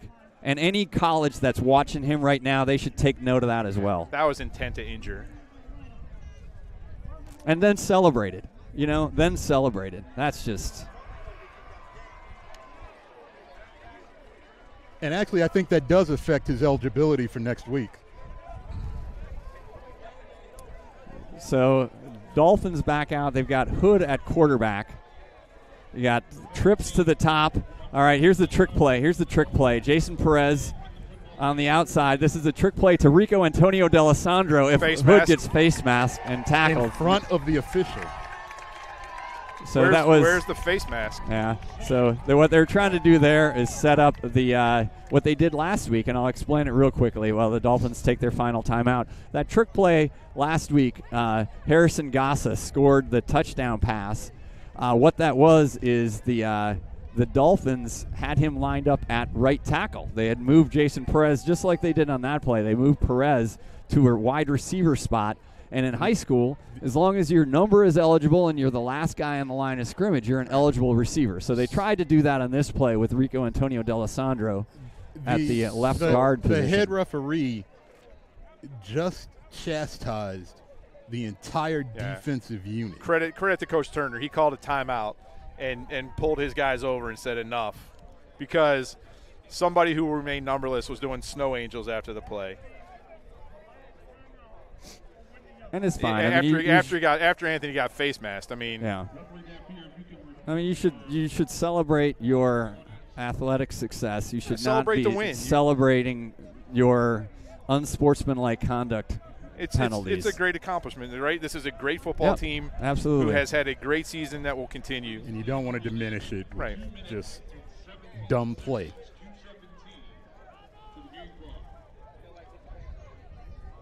So Newman back in, Hood at a wide receiver. So D'Alessandro, Gossa, Rankin to the top side. Hood, Kenwood saying he's going to Anthony Hood. Rankin in motion. Newman back to pass with some time. High to Rankin. Rankin pulls it down. Nice catch by Rankin. Great tackle by number 3. So Dolphins clock running at 2 minutes. 2 minutes left in the game. Into Bronco territory. Rankin in motion. Newman rolling to his right. Newman looking just short of Anthony Hood over on the far side of the field. So No, tried to get short of Ngasa. Gassa. Yep, shorted to Gassa. So 1:45 clock stops with 1:45, 26-13. And I think I'm gonna drop all that stuff and go back because it was a great game, and again, great season for both of these teams. And a great football game. I mean, Yeah, absolutely. I mean, yeah. Entertaining football game. And Tony, you'll have to you can give the scoring recap because I'm operating on pure adrenaline right now. I got you guys. All right, so Newman, Jolich next to him, and again, Dolphins played this entire game without Clayton. Newman tossing it up, Rankin on the comeback makes the catch. Who do they call the interference on? So it's a 15-yard penalty, not a first down. I'm not sure. Did Rankin drop it? So Newman got it out to his playmaker, one of his many playmakers. Not an automatic first Rankin. down? No, it'll be 4th and 2, unless they call it on Rankin because they were both. There was a lot of hand fighting going on. Could go either way, right? But a great opportunity or a great effort by Rankin to come back and get his hands under that football. Yeah, again, Dolphins operating into the wind right now. 1:38 left. Trying to dial up a little bit of pre-Thanksgiving week miracles. Yeah, so no automatic first downs in high school football. They're going to call it on Nasir. So that'll be. Oh no! Why is the referee on the wrong way?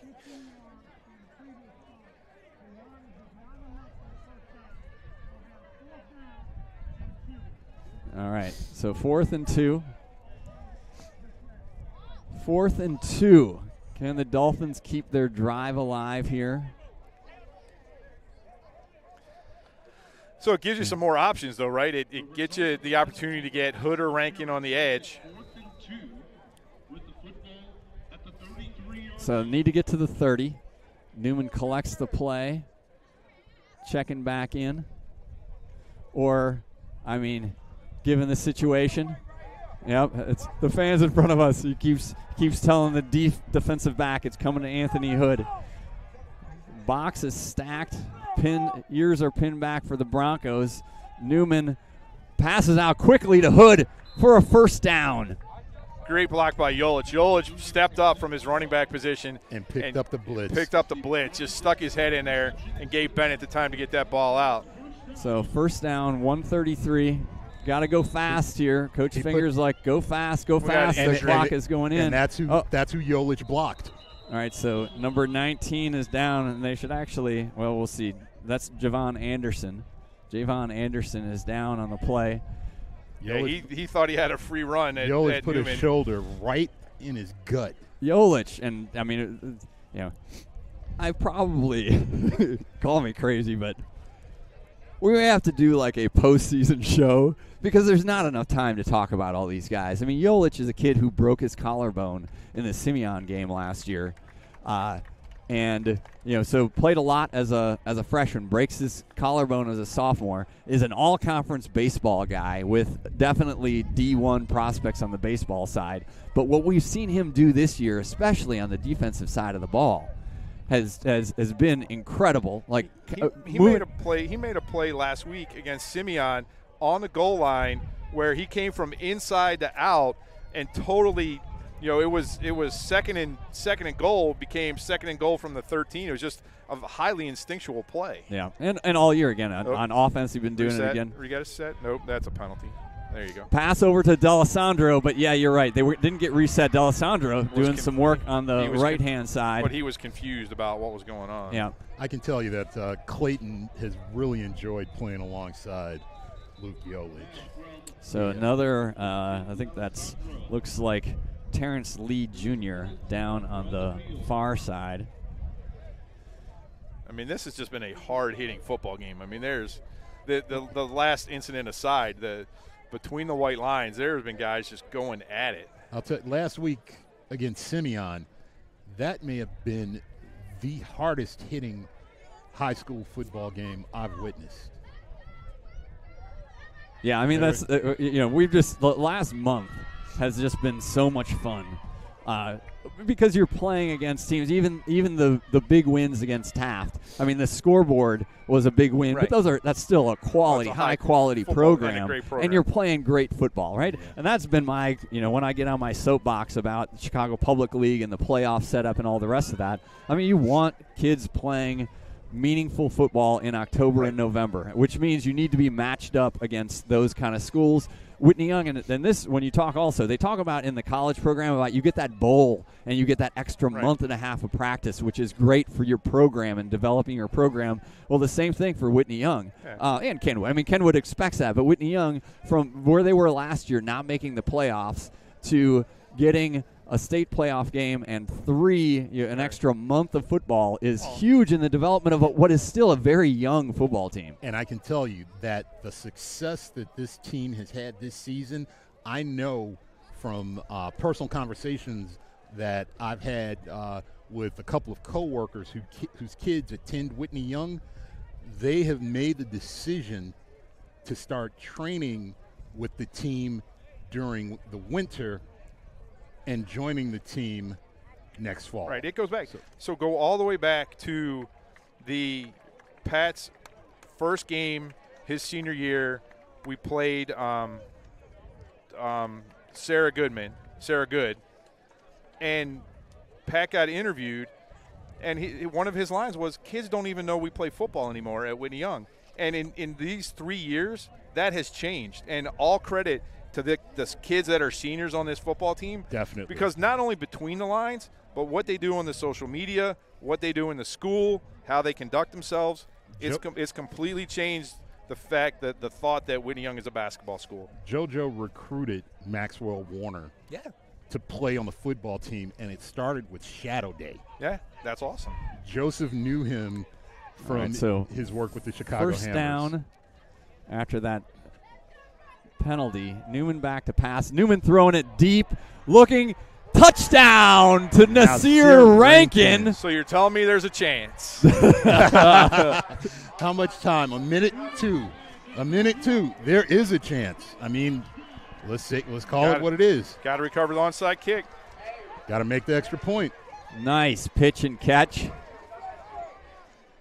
There's just no quit in this Dolphins team.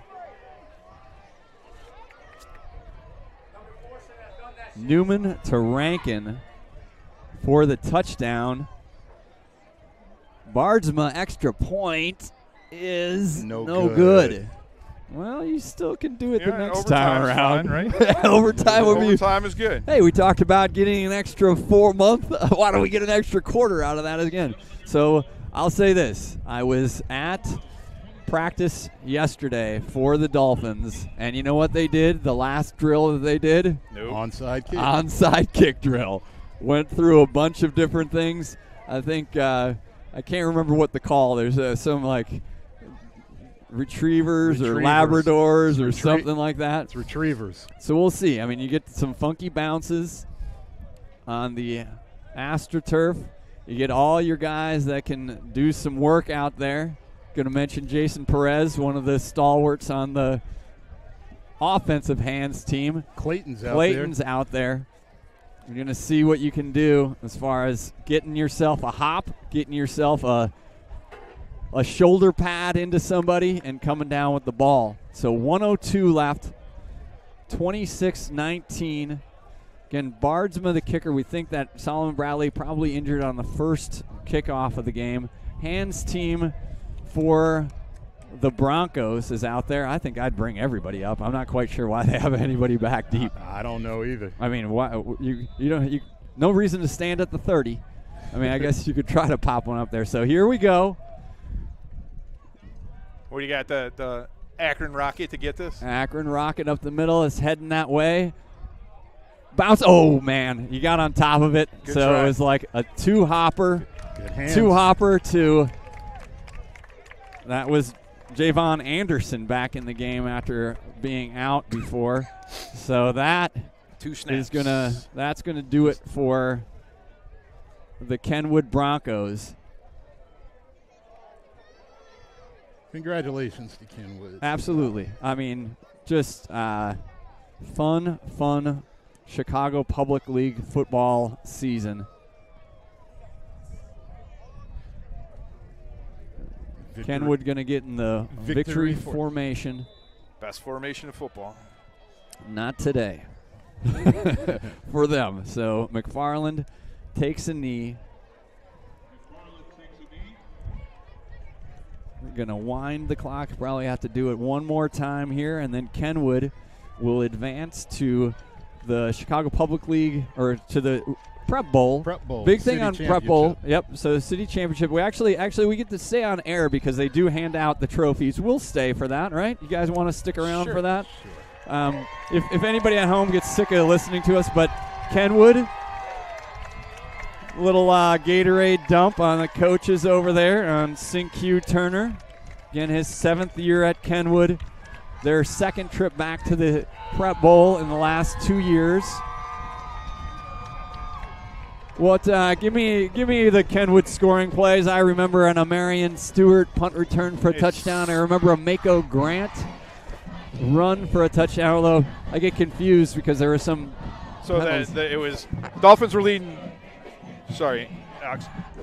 So the Stewart punt return in the second quarter made it 7-6. Then we had, who's number 9? He had the 33-yard run, or the 33-yard screen pass. Yep, Mako Grant. 13-6. Dolphins scored to make it 13-13. On the Gray touchdown, yep. Then 21 had the 5-yard run to make it 19-13. Yep, Clax. And then 9 again in the end zone. So Grant with 2 touchdowns. Clax with one, and then Amarian Stewart, the Michigan wide receiver. So teams are meeting at midfield. I know that Q Turner and Coach Finger have a lot of respect for each other. They're a big hug of those guys.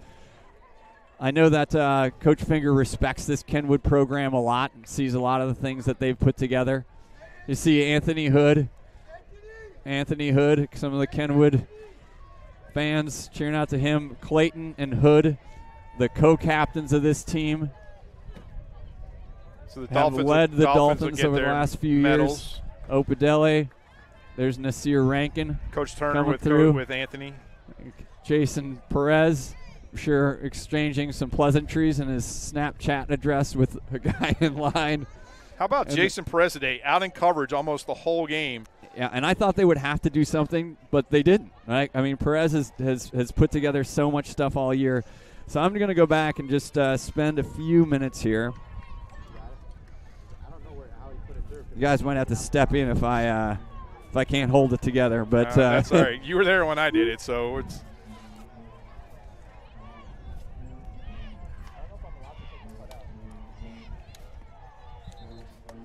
So you talk about the seniors on this team. Many of these guys, maybe putting on the shoulder pads for the last time. Some of these guys going to definitely play at the next level. But up and down this roster, so 10 seniors on this team. Think about all the contributions that happened. So Dominic Duenas this year. So Duenas, mainly a special teamer, has played his career. Had that big 2-point reception in. Yeah, this is that. Yep, that's all ours, Alex. So, Duenas, one of the seniors. Boubacar Berry, saw Boubacar check in for a few plays today. Boubacar, nose tackle, had some big tackles for losses earlier this year, and just again a guy that's committed a lot to this program and has been a big part of it. A close friend with a lot of these other guys and the seniors. Babanefasimi Opedele. Dude is a top tier power lifter. We mentioned his name so many times today.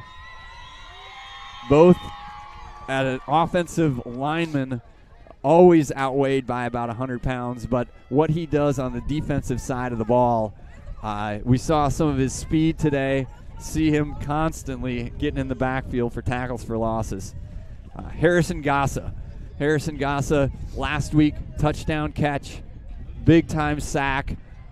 He's contributed on both sides of the ball. I think he's had 5 touchdown catches over the course of his career. So Harrison Gassa, super successful career. Ty Tyson Hayes. All right, so we got to mention Tyson. Got a definitely big shout out to Tyson Hayes. Tyson Hayes broke his leg earlier this year. He's got an offer to play out at Pomona. So definitely missed his athleticism on the field, missed his character and his personality, a kid who's the Boys and Girls Club Student of the Year. So Tyson Hayes. It's Bennett Newman. It was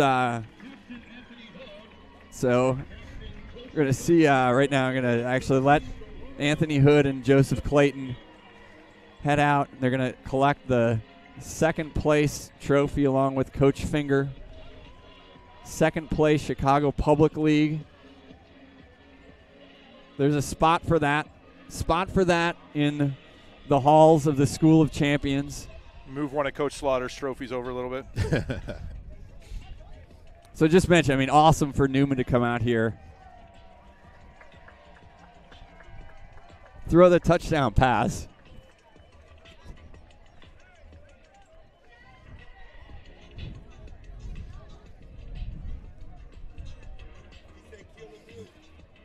So, yeah, Newman throws a touchdown pass on his last varsity pass. It's the way to go. 15 touchdowns this year. It's Joseph Clayton. Tough that Clayton couldn't go today, but, man, he's put it on the field the last 4 years. Leading tackler the last 3 years. Top running back.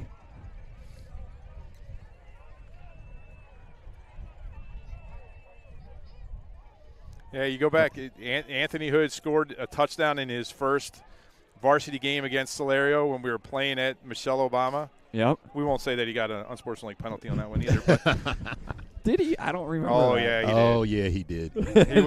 He earned it?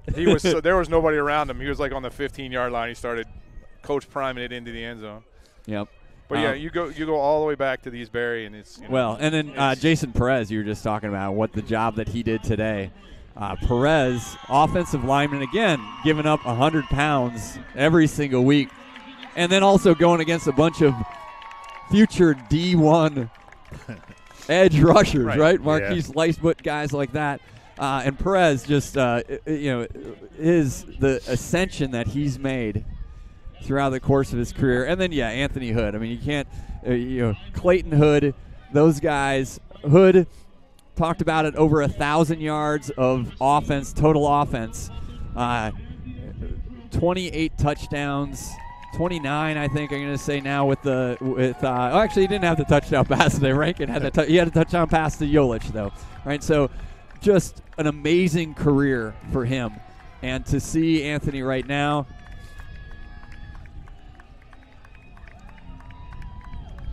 Clayton, Hood, Newman.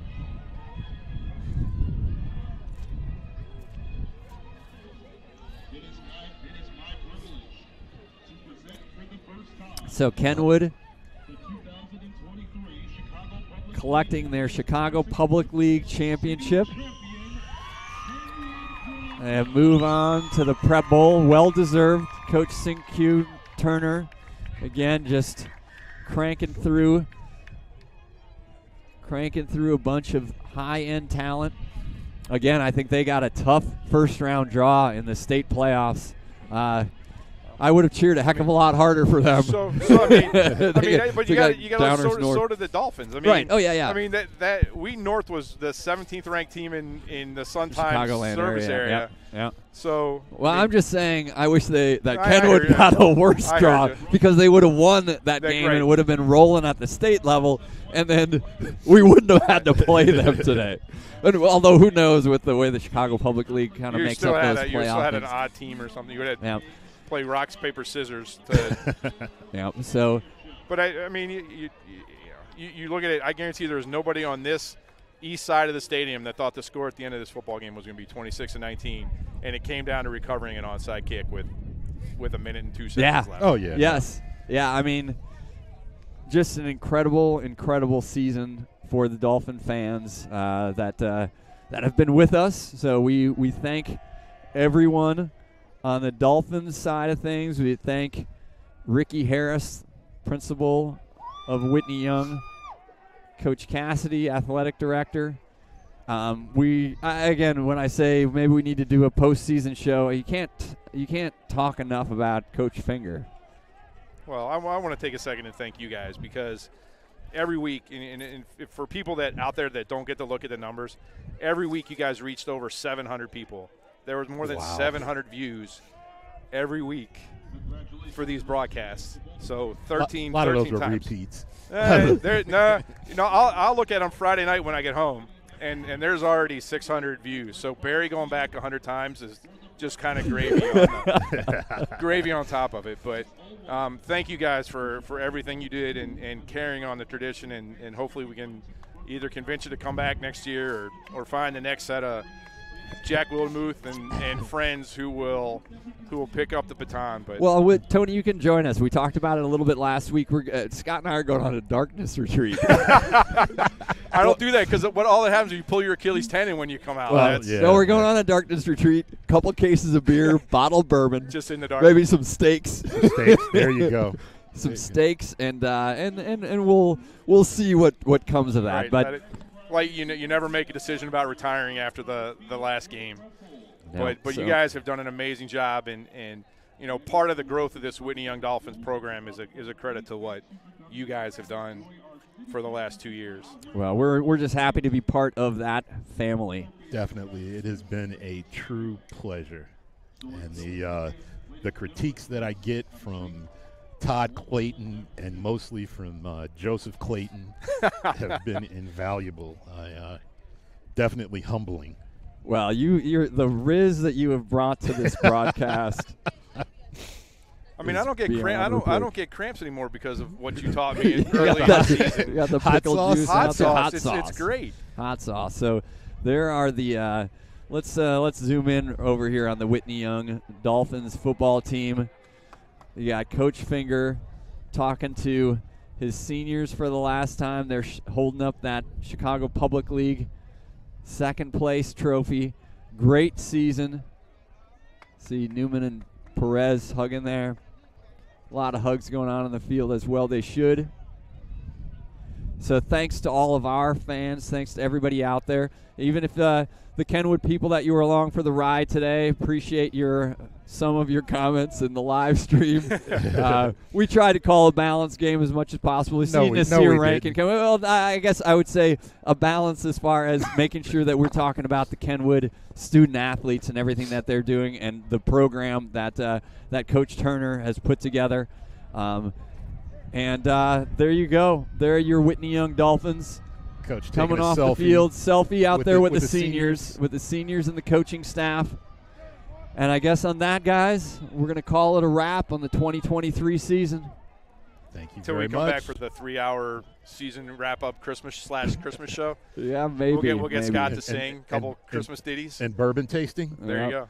So thanks again, Whitney Young Dolphin fans. Great game today. Came up a little bit short for your Whitney Young Dolphins, but an incredible 2023. Thanks, everybody. And as Coach Finger says,